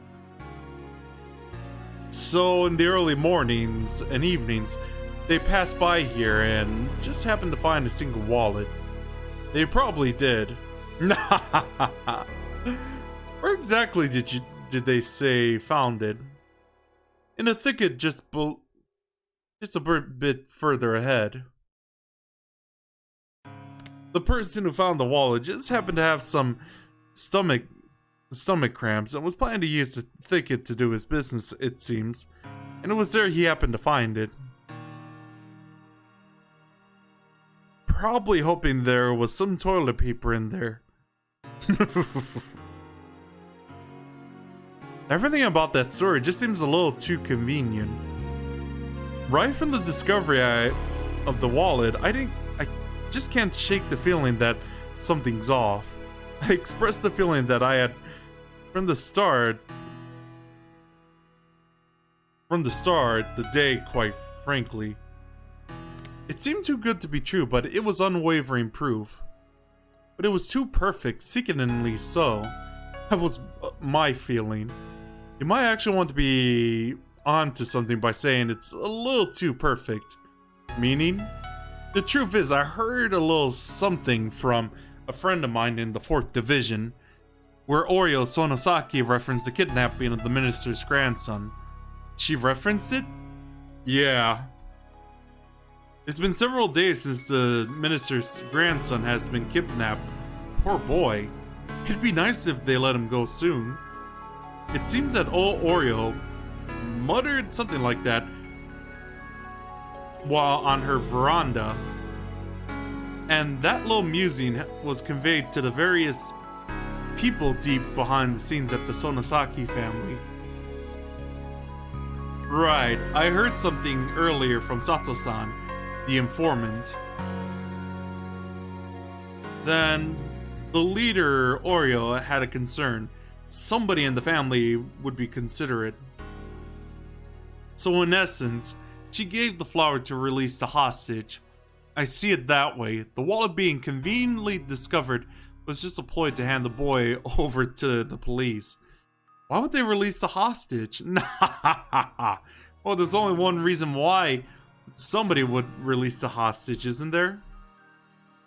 What is it? they reached a deal, that would mean the minister promised to halt the Hinamizawa Dam project. The dam project will definitely go away. At that moment, those words that the girl had said resurfaced in the back of my mind. In the end, it was turning out exactly as she had proclaimed.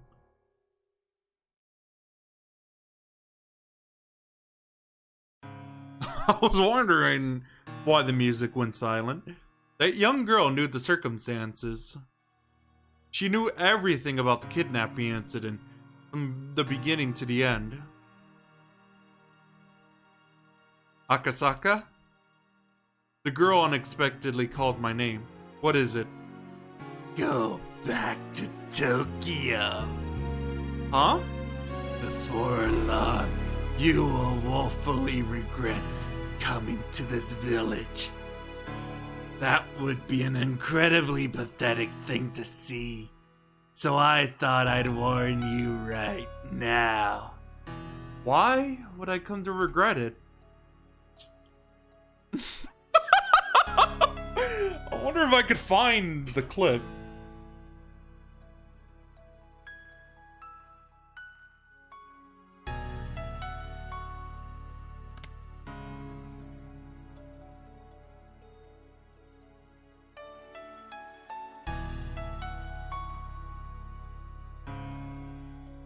Stop whining.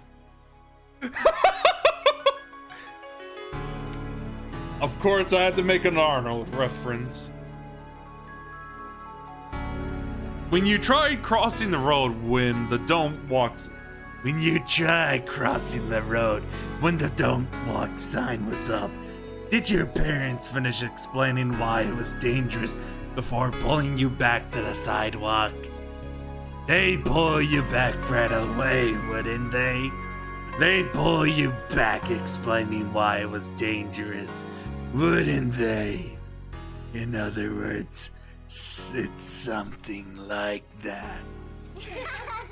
Oh, Jesus. The girl who knew everything from start to finish had warned me in the beginning to go back to Tokyo. Akasaka's such a coward.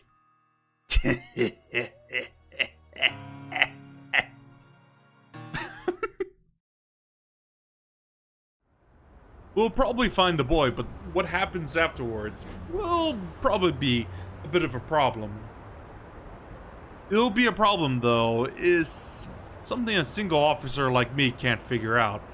Do you know a girl named Rika Furude?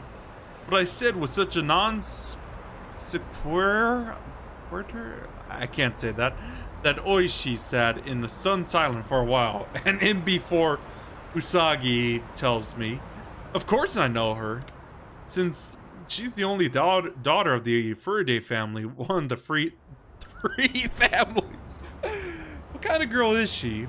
Well, this is an unexpected name to hear. I'm a bit surprised.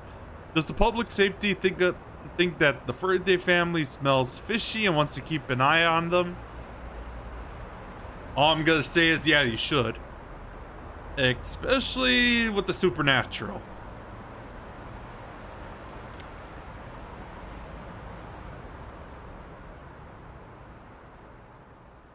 Share some of that information with me, please. No, it's not like that. It's just something that caught my attention. Well, whatever. It wouldn't do to not answer a question from a friend I've sat at the same table with. I'm honored that you call me a friend. That little lady is, well, somewhat of a village mascot. She's beloved by everybody in the village. Some of the older folk worship her especially. Worship? I don't know much about her, you see. Girls born in the Furude family have somewhat of a sacred implication, it seems. It's one of the local beliefs in Hinamizawa, the living incarnation of Oyashiro-sama, or something like it, or so the story goes apparently. Oyashiro-sama? Now that you mention it, I think I saw Oyashiro-sama written on some of the Alliance banners. What is Oyashiro-sama exactly? Never mind. It's the name of the guardian deity of Hinamizawa. They believe they'll exact punishment on those who would do ill towards the village. Well, if there was such a convenient god around, the guys at the dam would have long since been done in by divine justice. Luckily, nothing like that has happened to anybody just yet.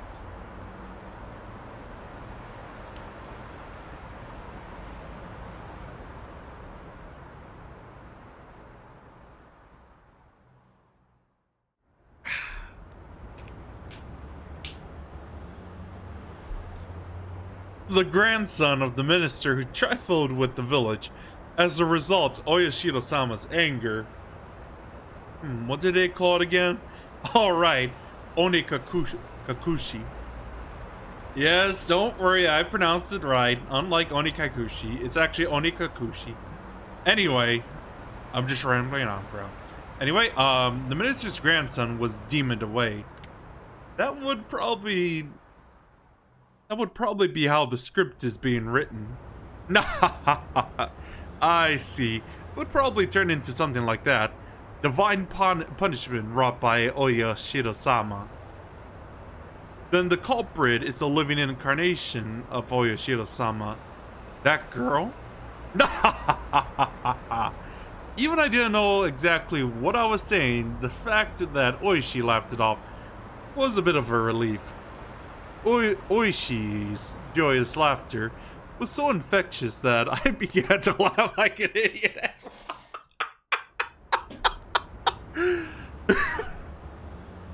Oh my god. Oh, this is unusual. Oishi, after laying into the horn several times, rolled the window down and leaned out, waving.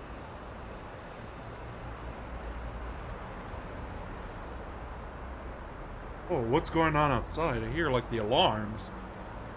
Or at least like the sirens.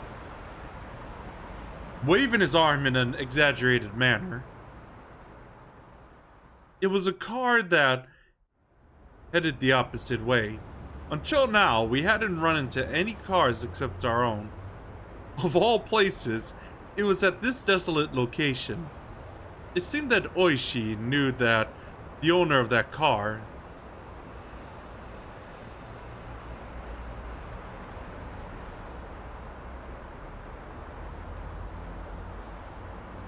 The other car also chirped his horn and came to a stop. Dr. Ide! Good afternoon! The other car's window rolled down slowly, revealing a young man in a white overcoat. He was about my age, or perhaps a bit older, but you can't really judge somebody by their appearance. Why isn't it? If it isn't Oishi-san. Good afternoon. Ha ha ha! Fancy meeting you here. That's my line, Doctor. I never thought I'd see you here. What happened? Oh, nothing. Just a little house call. Oh, really? What was an emergency? No, nothing quite that serious. Thankfully. No. I'll take my leave here. If I don't get back quickly, my staff will be angry at me. Nah ha ha. Being the head of a clinic must be tough. Well then, take care. Young doctor named Ire, after gesturing his farewell, drove forwards and soon disappeared around a corner. Oishi also drove forwards, but soon came to a stop again. He pulled out a worn map book from the dash. His expression didn't have an ounce of irreverence. He was pretty serious. He was perfectly serious. What is it? The clinic shouldn't be making any house calls today. Must have been quite an emergency, or otherwise a person with some accentuating circumstances. Oishi flipped through the pages, opening up the map of Takasudo. After that, he took a look around and started to figure out what our current location was. Are you saying that emergency is suspicious? Well, yeah. Didn't I say? There's hardly anybody that lives in the Takasudo area. The road we're on right now is here. Dr. Ide came from this direction. Having no sense of our surroundings, I couldn't digest anything about the place he was indicating on the map. We're heading towards the spot where the wallet was found. By the way, that's over here, but see? You're heading to one of the few residences in Takasudo. It's the wrong road. Meaning Dr. Ide from a direction where there are no residents. As long as somebody working in the fields between these mountains didn't collapse. But if somebody collapses, then you should call a doctor. Normally you'd bring them back with you for a more detailed examination. But just now, Dr. Ide said it was nothing serious. It didn't seem like anybody else was in that car with him. Oishi didn't say any more than that. I also said nothing more. That doctor just now examined a patient. Close by, only that. The noisy radio had suddenly gone quiet. The sky had just as suddenly turned into an oppressive color. As Oishi mused that it might start to rain, a torrential downpour started, as though trying not to disappoint him. Eventually, Oishi stopped the car. The only sounds to break the silence were the percussion of the rain on the roof and the soft squeak of the windshield wipers. Let's do this a bit hush-hush, shall we? Saying that in a quiet voice. Let's do this in a bit hush-hush, shall we? It's time. Oh my god. Saying that in a quiet voice, he exited the car without an umbrella, careful not to make any noise. Oishi leaned over, indicating the other side of the thicket. He was pointing to the prefabricated shed and a car that was parked beside it. The car looked obviously well cared for. It wasn't a vehicle that's been left there for several years. What's that shed? It contains equipment used by the forestry service. I heard that they don't go near it except during the summertime. Does that car belong to somebody from the forestry service then? Don't know. It doesn't look like an official vehicle though. Oishi was playing it cool, but my nervousness was gradually increasing. Just in case, saying that, Oishi...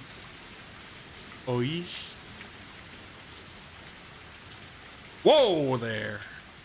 I thought that he was going to get an umbrella, but he had grabbed the onboard radio instead.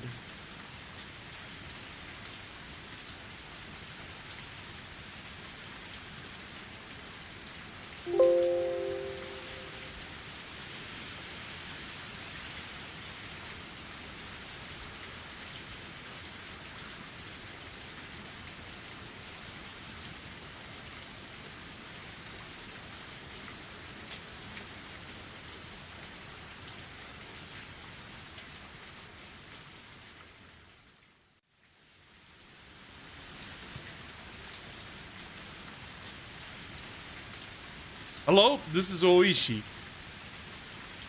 Do you read? Greetings. Yes, this is Okinomiya SP. Oishi-san. We read you loud and clear. Over. I'm currently in front of the Forestry Services equipment shed. Not the one in the direction of Yagochi. The one in Takasudo. If you head there from Hinamizawa... Affirmative, copy that. There's some suspicious people in the shed. Proceeding to investigate. If you don't hear back from me in 5 minutes, get in touch with the local police substation and have them send a cruiser as soon as possible. If you would, please. Understood. Well then, shall we go take a look? No.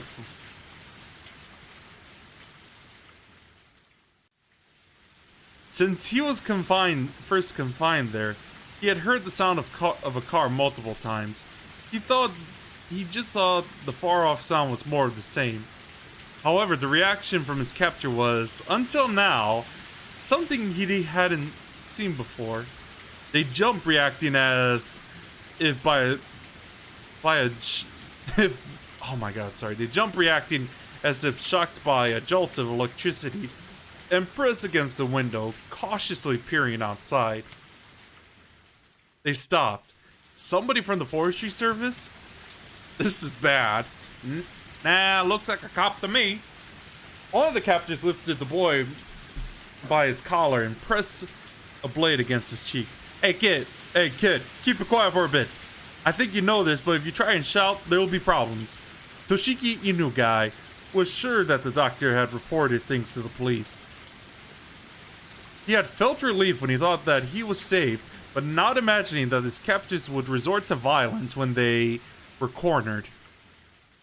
His anxiety remained unabated.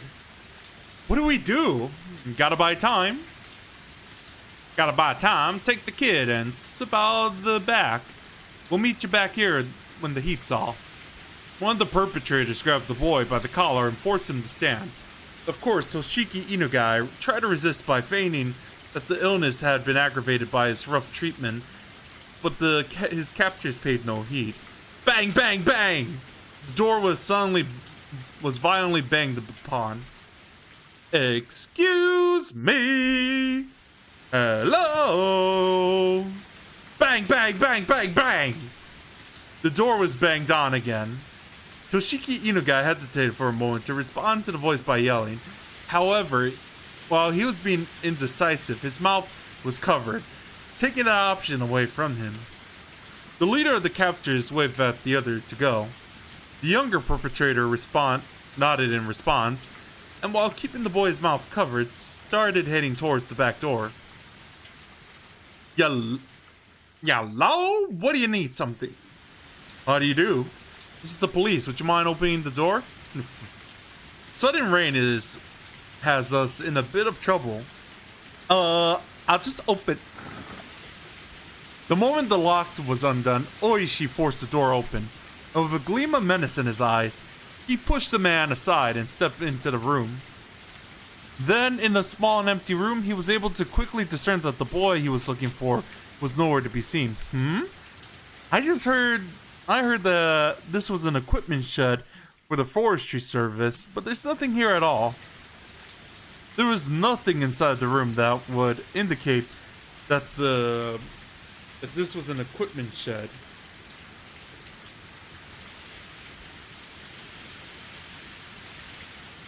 Indicating that somebody was sleeping here, alongside an empty food package strewn about.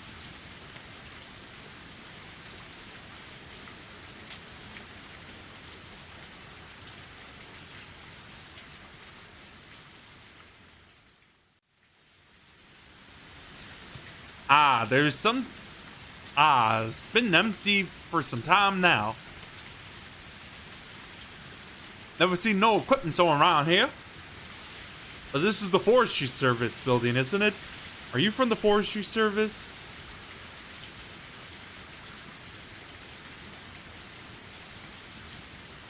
How about you, police? The two of them glared at each other suspiciously.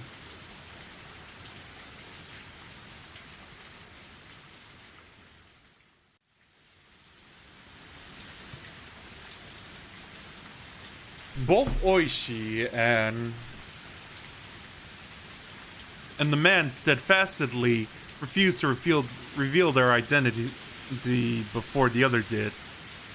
The man, judging from the sharp look in Oishi's eyes, realized that it would be hard to talk his way out of this one. No matter what he had said, the most time he could buy was probably be only a few dozen seconds. Only the sound of rain filled this tense moment. Just then, they heard the sound of a struggle from far off. Oishi had a hunch. There was no doubt that Akasaka, who was circling around back, had to slip into the perpetrators who were trying to slip away. As Oishi thought that, the man in front of him reacted a moment faster. The man swung with an attack that was more intended to obscure Oishi's vision rather than actually hit him in the face. Seizing an opportunity, the man aimed the kick. Oh, that's gotta hurt. At Oishi's groin without hesitation. But he missed his mark and was unable to land that critical blow. The man was trying to pin Oishi, grabbed him by the base of the neck with both hands and fiercely tried to push him down. But as Oishi fell backwards, as if kicking the man upward, he dug his foot into the man's midsection. With that leg acting as his fulcrum, the man was flung by the falling Oishi as if by a circle throw. The two of them had squared off in the pouring rain. Isn't this interesting? You want to go?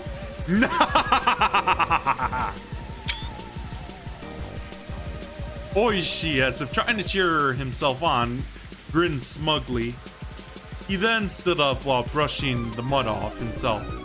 Even though he countered the assault, Oishi was getting up rather awkwardly compared to the man who he threw, who swiftly sprang to his feet. Oishi-san! Hurry! Akasaka's voice rang out from the distance. Judging from the distress in his voice, he was already engaged in a fight and wanted Oishi to reconvene him. But Oishi's hands were full as well. Akasaka-san! Sorry, but can you wait a bit? The man raised both his fists into a stance that hinted being acquainted with karate or some other form of martial arts. Of course, Oishi, as an officer of the law, was decently versed in judo. He also had the moxie to have been through his fair share of fights before. Because of that, he could only tell that the man in front of him was quite a bit better at fighting than he was. Thinking that this was going to be easy just because the order came from the Sonosaki family to release the hostage had been a big mistake. You're pretty good. It's been a while since I got this worked up. Oishi played off the situation like it was no sweat. His opponent, seeing his attitude, took that to mean that Oishi wasn't going down that easily. The man wildly charged forward, attempting to grab Oishi. If the man matched a successful clinch from his low stance, Oishi would be tackled to the ground and end up being mounted. It was something that you saw often when children fought, but it really was a bad position since you couldn't do much once you were in it. Oishi, responding to that move, also lowered his stance to collide with the man head on. The moment they clashed, Oishi grabbed the man's lapel. As he yanked the lapel upward, he smashed the man's solar plexus with an elbow of the same arm. It was a move from Oishi's own personal brand of brawling judo. He then grabbed the man with his free hand and attempted to throw his opponent with both hands. But the man lowered his center of gravity and swung his arms in a large arc, entwining them with Oishi's. Not only that, but he had forced both Oishi's elbow to the outside, and Oishi, now in an awkward position, was in danger of exposing his back with his hand, still clutching the man's chest. This guy practiced Aikido or grappling, didn't he? Oishi, cursing the fact that his fingers were twisted into the man's shirt and couldn't get away, released his grip. But he was still in an awkward position and being bent over. And to top it all off, at zero range, The man was able to read Oishi's movement and completely, as he tried to squirm his way into a better position. And then took the palm of his hands and swiftly clapped them over to Oishi's ears. Ah! Clapping the ears in any other martial arts except for self-defense was basically forbidden. Karate and judo didn't recognize it as a legal technique. It was that much of a simple and dangerous attack. Oishi both raised his hands and tried to reflexively clutch at his own ears. But before that could happen, the man wrapped his arm around Oishi's neck. His thick biceps clenched firmly around the base of Oishi's neck like a vase? Oishi instinctively thought he was going to be killed. After all, it wasn't hard to believe that the man like this, who was accustomed to fighting, could crush his opponent's neck from this position. But his opponent didn't do that. He had chosen to keep and hold and force Oishi to lose consciousness. That's why Oishi, at the moment, even though his face was twitching, was grinning widely. Even though his opponents had a chance to kill him, he didn't choose to. He was thinking, this guy had no intention of killing me. However... Oh, Vice? Okay. However, even though that might be the case, the man hold on to his neck was by no means gentle. In no time at all, Oishi's consciousness began to fade.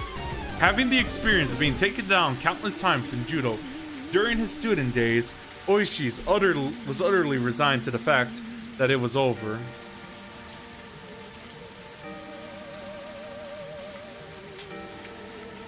Akasaka was finally recovering from the intense pain of being kicked in a rather sensitive area. He had bumped into the captor carrying the boy at the back entrance. He had seen Toshiki Inugai's picture plenty of times, but wasn't able to immediately assert to him the boy was in front of him was the real deal. What with his mouth covered in packing tape. Also, with his limited experience, it wasn't hard for him to panic over how to deal with the situation. Of course, the perpetrator didn't overlook his momentary lapse. His kick landed squarely in a critical spot, with Akasaka not even having time to call for help, as the man flung the boy over his shoulder, and he headed towards the front of the shed. But upon hearing Oishi's bellowing voice, he gave up on going that direction. He then dashed off towards the forest, as if the weight of the boy slung over his shoulders wasn't even there. Akasaka was lost for a moment. Meeting up with Oishi was fighting the enemy was by far the safer option, but he couldn't just lose sight of the fleeing man. Akasaka stood up and chased after the captor's back. He ran through a short thicket, branches and fallen leaves crunching underfoot.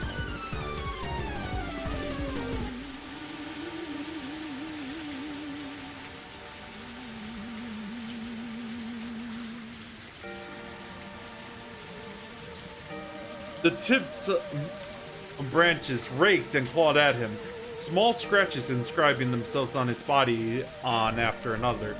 He kept on stepping into puddles and mud, and his shoes were soon filled with murky water. For Akasaka, traveling through this unexplored forest, even though this was an emergency situation, extremely unpleasant. Stop! This is the police! As he said that, he regretted it immediately, as it was but a waste of breath. There wasn't a thief in the world that would politely stop when told by the police. To the city boy like Akasaka, running through this forest was an arduous task. However, it must have been no easy task, either for the man carrying the minister's grandson. He neither gained nor lost ground in his pursuit. Akasaka, upon realizing, gained back a bit of composure. Just keep on chasing them.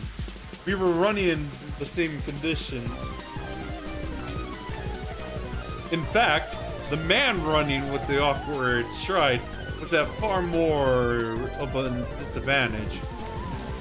They couldn't run forever. Eventually, he tripped and fall.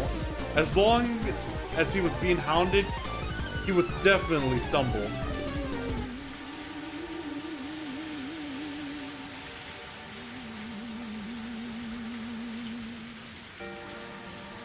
As soon as his wish was fulfilled, whoa! The man who had stepped in something and lost his balance was no longer able to bear the weight of the boy, dropping him. Akasaka, in all honesty, didn't care about the perpetrator at all. Just as long as he could ensure the safety of Toshiki Inugai. So if the perpetrator ran off by himself, it was perfectly acceptable. But it seemed that Toshiki Inugai was important to the man as well, and didn't elect to just run away empty-handed. If Akasaka didn't know what to do in this kind of situation, his first priority should be to ensure the safety of the boy, subduing his capture being less important. Grappling with the perpetrator wasn't something he planned it on, but most likely it was either do or die. Akasaka's moment in indecision proved to be fatal. The man aiming right between, or rather, for both of Akasaka's eyes, struck out with a jab. Not only that, Akasaka raised both his hands to shield his face. At that moment, the man kicked it at his unguarded midsection. And the pain almost felt like his vital organs were being squeezed out of his body. But he latched on to the opponent's legs. But his opponents didn't hesitate one bit. Leading with his seized foot, the man jumped at Akasaka, applying pressure and pushing him down. Akasaka was unable to withstand that and fell, but under no circumstance was he letting that leg go. The two men fell together in the tangled heap. The man was desperate to pull his leg free from Akasaka, but fallen in the awkward position, was unable to.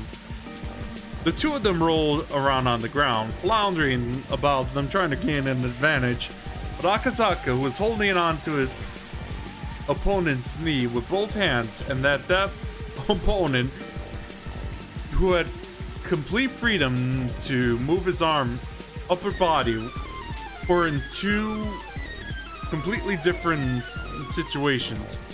The man gained a positional advantage, and Akasaka, who was still latched onto his legs and couldn't move away, and pounded with full force on his head with both his fists. Not only that, he found a rock nearby to beat it against Akasaka's skull. Whack, whack, whack!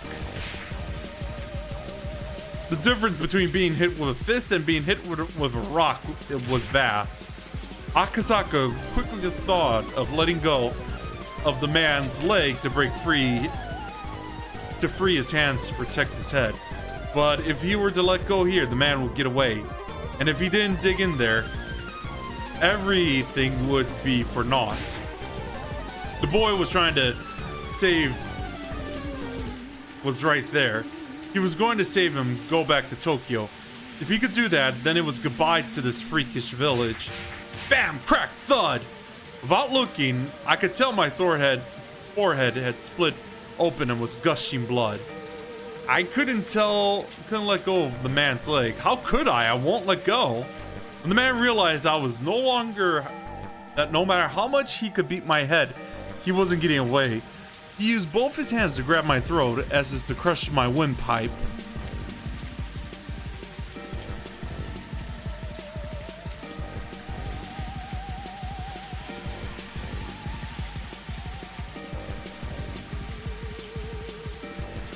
I pulled my head back as a slight form of resistance, but it was of no use.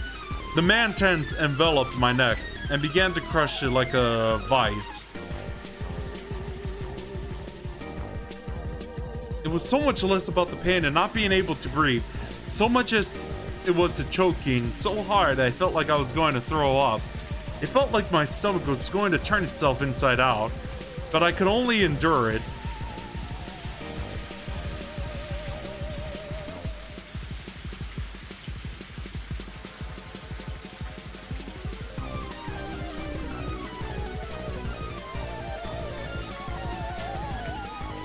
My throat hurts!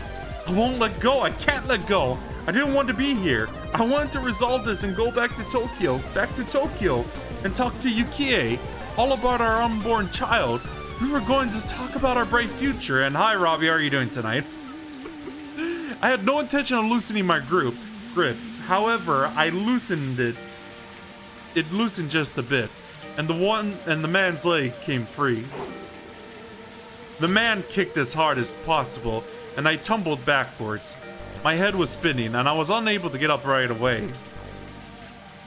I see. My head was spinning, and I was unable to get up right away. No, I couldn't even put any strength into getting up in the first place. What's happening? Even so, I couldn't back down. If I let him escape now, this chance would never come again. Even catching their scent was nothing short of miracle. If we were able to get the minister's grandson back here, there wouldn't be another chance. The man tried to drag down the boy to his feet, but the kid was displaying some unexpected resistance, allowing me to get up unnoticed. I grasped the rock the man tried to beat me over the head with. Now it's my turn. Yarr! The rock should be able to supplement what meager strength I had left, adding more than enough power to my attack. My fist still wrapped around the rock, dug into the side of the man's torso. It seems like it hurt him quite a bit. The man rolled over a bit, clutching his side. Freed from the man's grip, the boy hid behind me. Toshiki Inugai, right? I've come to help you. To the boy, those were the words he was waiting for the most. But the crisis was not over. The crisis was not over. That was because even though he was still clutching at his side, the man had gotten up again and had taken a fighting stance. I could see the man's eyes, the resentment at the pain I caused him, and the confidence that he could still beat me. If we were able to clash head on again, he might not even stop if my head was split open. Stop resisting. Surrender quietly. You should just hand the boy over. Do you want me to snap your neck? Who would listen to you now? Reinforcements are already on their way. There's nowhere for you to run. The man reacted adversely to the word reinforcement. That was because he knew that arguing like this wasn't just a waste of time, but put him closer and closer to danger. Realizing that, the man shifted mental gears almost too quickly. Then let's finish this fast. How about this? What? What the man pulled from his back pocket was, of all things, a gun.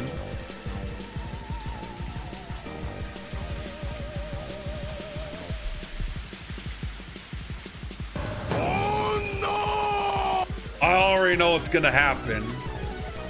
Of course, I'm a police officer. It's not like I don't know what a gun is, but having one pointed at me is something I'd never experienced before. Was it real? Of course it was. There's no way it'd be a replica in a situation like this. Put both your hands behind your head and lay down quietly. Don't get cocky, you villain. I won't do anything you say. You stupid idiot. Do you not know what this is without me shooting you with it? Then shoot. Reinforcements will hear the gunshots and head right over here. Are you stupid? We're in the middle of the forest. On top of that, it's raining. They'll never hear a thing. As long as he still held the gun, no matter how much I yelled at him, I was at a distinct disadvantage. But I still had a fighting chance. If I were in his shoes, instead of just wasting time yelling at each other like this, I would just shoot him and take the boy. That was my way. That way was the fastest and would suppress any sort of further resistance from him. But the man demanding my surrender was without having fired a shot, meaning that he either didn't want to shoot or couldn't. In other words, the man in front of me was soft. If I could buy even just a little more time, the factors that would lead to my victory were numerous. Oishi was probably on his way, and reinforcements were called for before coming in here should already be well on their way too. Not only that, they should have contacted the local police box. Without a doubt, somebody stationed in that village would be here much quicker than that.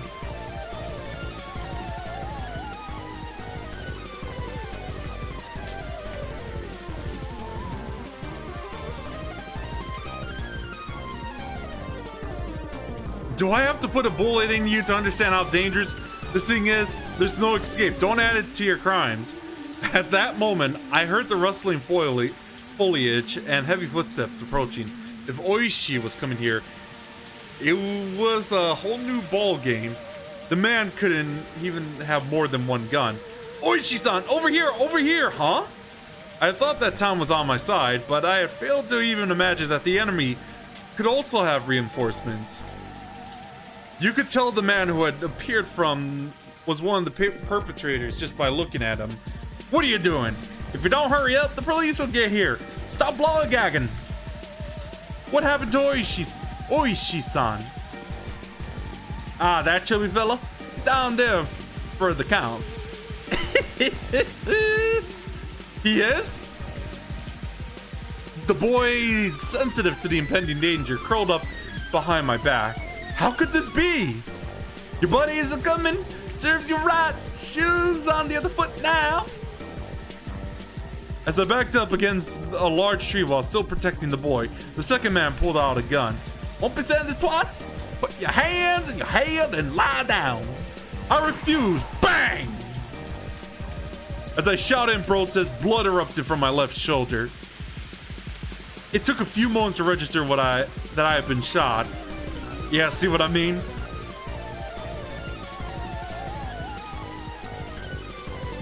Compared to the ones from the movies and TV dramas, the first actual gunshot I heard was simple and mundane. In fact, the sound was more akin to the small fireworks I used to buy from a corner store as a kid. But there was no comparing the pain. It was fear you only knew after you've been shot. Sir, are you okay? Are you okay? The boy in his confusion tugged at my clothes, agitating the wound even further.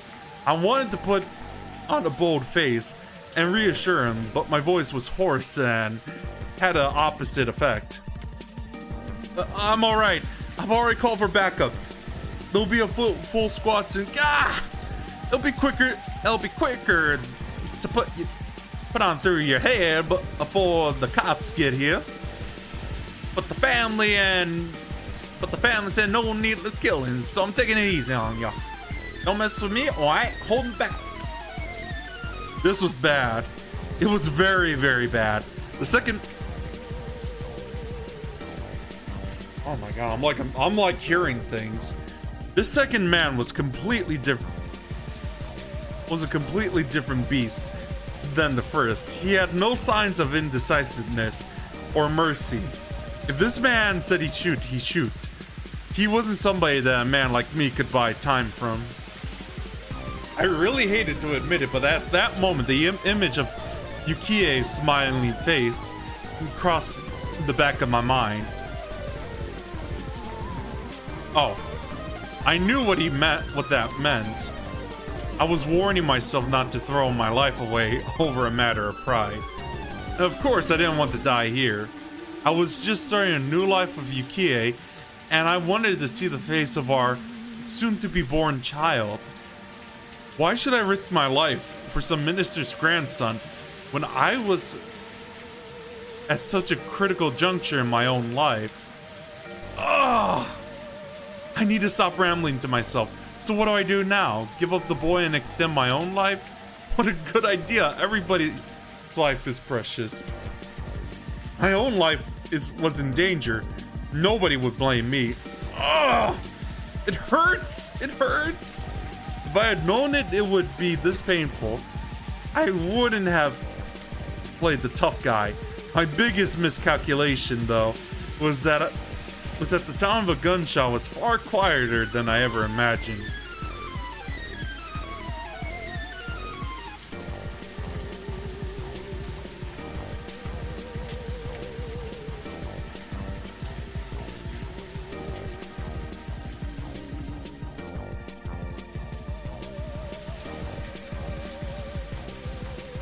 If it was only that loud, it would be drowned out by the rain in the forest. It wasn't something that somebody far away could hear. Wait, just wait! I don't want to die! And I don't want to kill you! San-san, you understand? Don't shoot, okay? Don't shoot! I have a wife waiting for me at home. I don't want to die. I won't shoot you as long as you don't yell or nothing. Just quietly put your hands on your head and lie down. Will you really? You'll keep your promise, right? This is a promise between men. I will. It's a promise between men. Keep your promise. Keep it. I'm going to get down on the ground, okay? I'm getting down. I'll keep my promise, so stop pointing the gun at me. You're still thinking of shooting me, aren't you? You won't want to shoot me, don't you? When I get down on the ground. You're just going to shoot me in the back of my head, aren't you? I won't, fine. I'll put it away. I'll put the gun away. It's a promise between men. There. No problem now, right? Yeah, absolutely no complaints.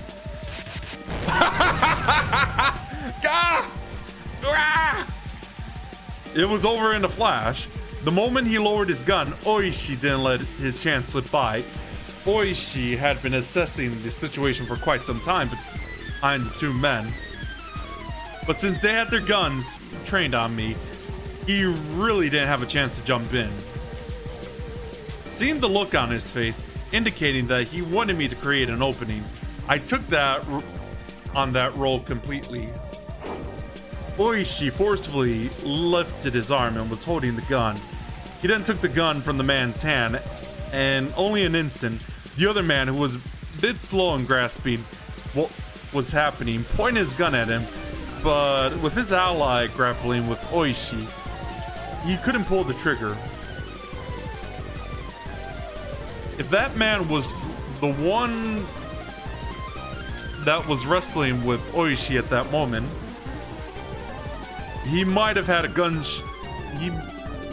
He might have shot without hesitation, but this man wouldn't shoot. He couldn't shoot.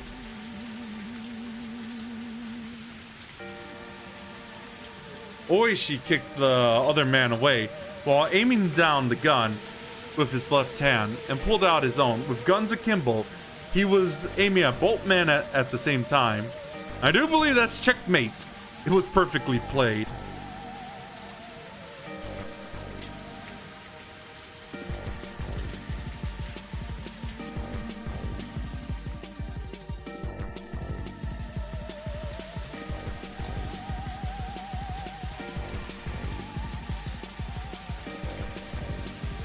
It was perfectly played, but heedless of the guns pointed at them, the men shouted scram as they scattered away at full speed. It was over in an instant. Those two running away without putting up a fight was honestly unexpected. Oishi quietly clicking his tongue in admonishment, slipped both guns into his pants pocket.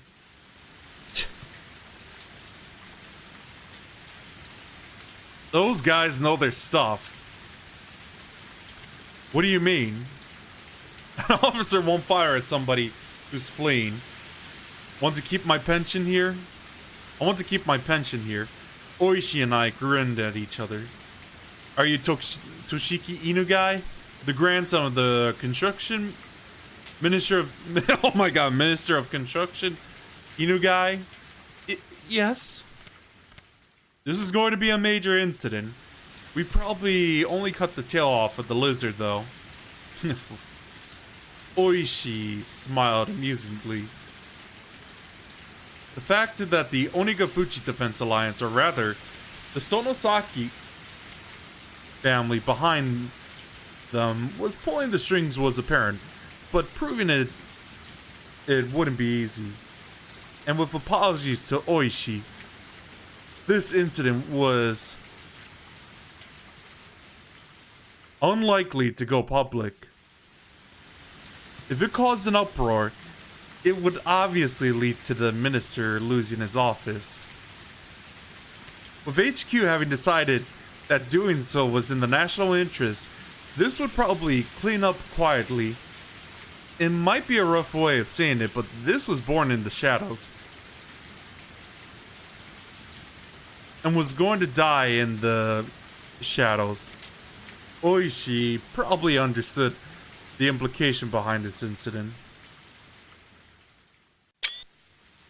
For the time being, let's cordon off the area, since it seems that one of them still has a gun. After that, let's get Inugai-kun to safety and get you to the hospital as the tension of this in the situation faded. The pain from the gunshot wounds in my shoulder blossomed once again. My forehead was also stinging painfully and had grown hot enough to start a fire. Thinking that the tensions had caused me to sweat, I wiped my forehead, but what came off was a large amount of blood. I realized that my shirt had been stained bright crimson from the blood flowing from my head. I turned around. The boy was safe and sound. Without a doubt, there will probably be an investigation on the men who ran, but that was for another day. At this point in time, I could safely say we had cleared the major hurdle of securing the boy's safety. As soon as I recognized that, it felt like the lights in my head had been hit by a power failure. My knees buckled underneath me, the ground there feeling as soft as a cloud. It didn't feel unpleasant, even as I was covered in rain-soaked mud. Oishi came closer, asking if I was okay, but somehow I couldn't tell. I turned off the switch to the last light in my head. The exhaustion enveloped me. Sleep? Something softer than any blanket wrapped around me.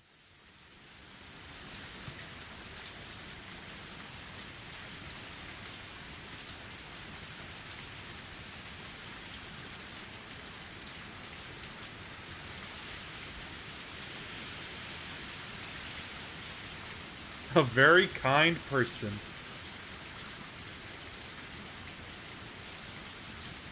Mission accomplished is the achievement.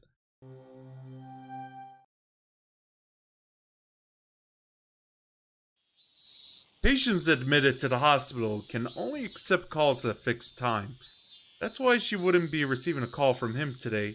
Yesterday, she had teased him that he got lonely easily, so he might have struggled with the idea of calling her sooner. That was much easier to imagine, rather than he might be too busy to call. But he's just that type of person. Yukie whispering that smile to herself. The announcement that visiting hours were over played over the hospital intercom along with some music. She exchanged pleasantries with the family of the patient that she was staying in with the same room as hers. Probably eager for his mother to be discharged, their small child was wearing a beaming smile. That child's mother was pregnant in the bed next to mine, with what may be their new brother or sister. They were probably ready to burst with expectation, dreams, and worries of having a new sibling. The joys of a growing family. Bathing in those warm feelings, I stroked my own belly, which had grown quite large. I had talked with him with how many children we wanted to have. We talked about how if we had 3, it would certainly be lively. Yeah, I know that feeling with especially with my sisters, when I still lived with them. However, there was the inescapable worry of whether I would be able to handle giving birth that many times. There isn't a mother out there who would hate to give birth because of that worry, though. Yukie, smiling as she said that to herself, gently stroked her stomach. The Metropolitan Public Safety Division. The place where that man's sense of justice had led him. That person was actually very gentle, very fragile person. He didn't talk much about the specific, but I didn't think he was suited for the assignment he was on right now. But as long as he said he was going to try his best, I would watch over him warmly. Your father, you see, is a very hard worker, you know. Coochie coochie coo. Yukie seemed to be enjoying herself as she talked to her own belly. At that moment, Yukie suddenly became concerned about something and looked out at the window. It used to be this time, long ago. She remembered that when she was little, around this time in the countryside where her grandmother lived, the Higurashis would fill the air with their chorus. This was the middle of Tokyo. Unlike in the countryside, you couldn't hear the song of the Higurashis. But for some reason, at that moment, Yukie felt that she wanted to hear that song.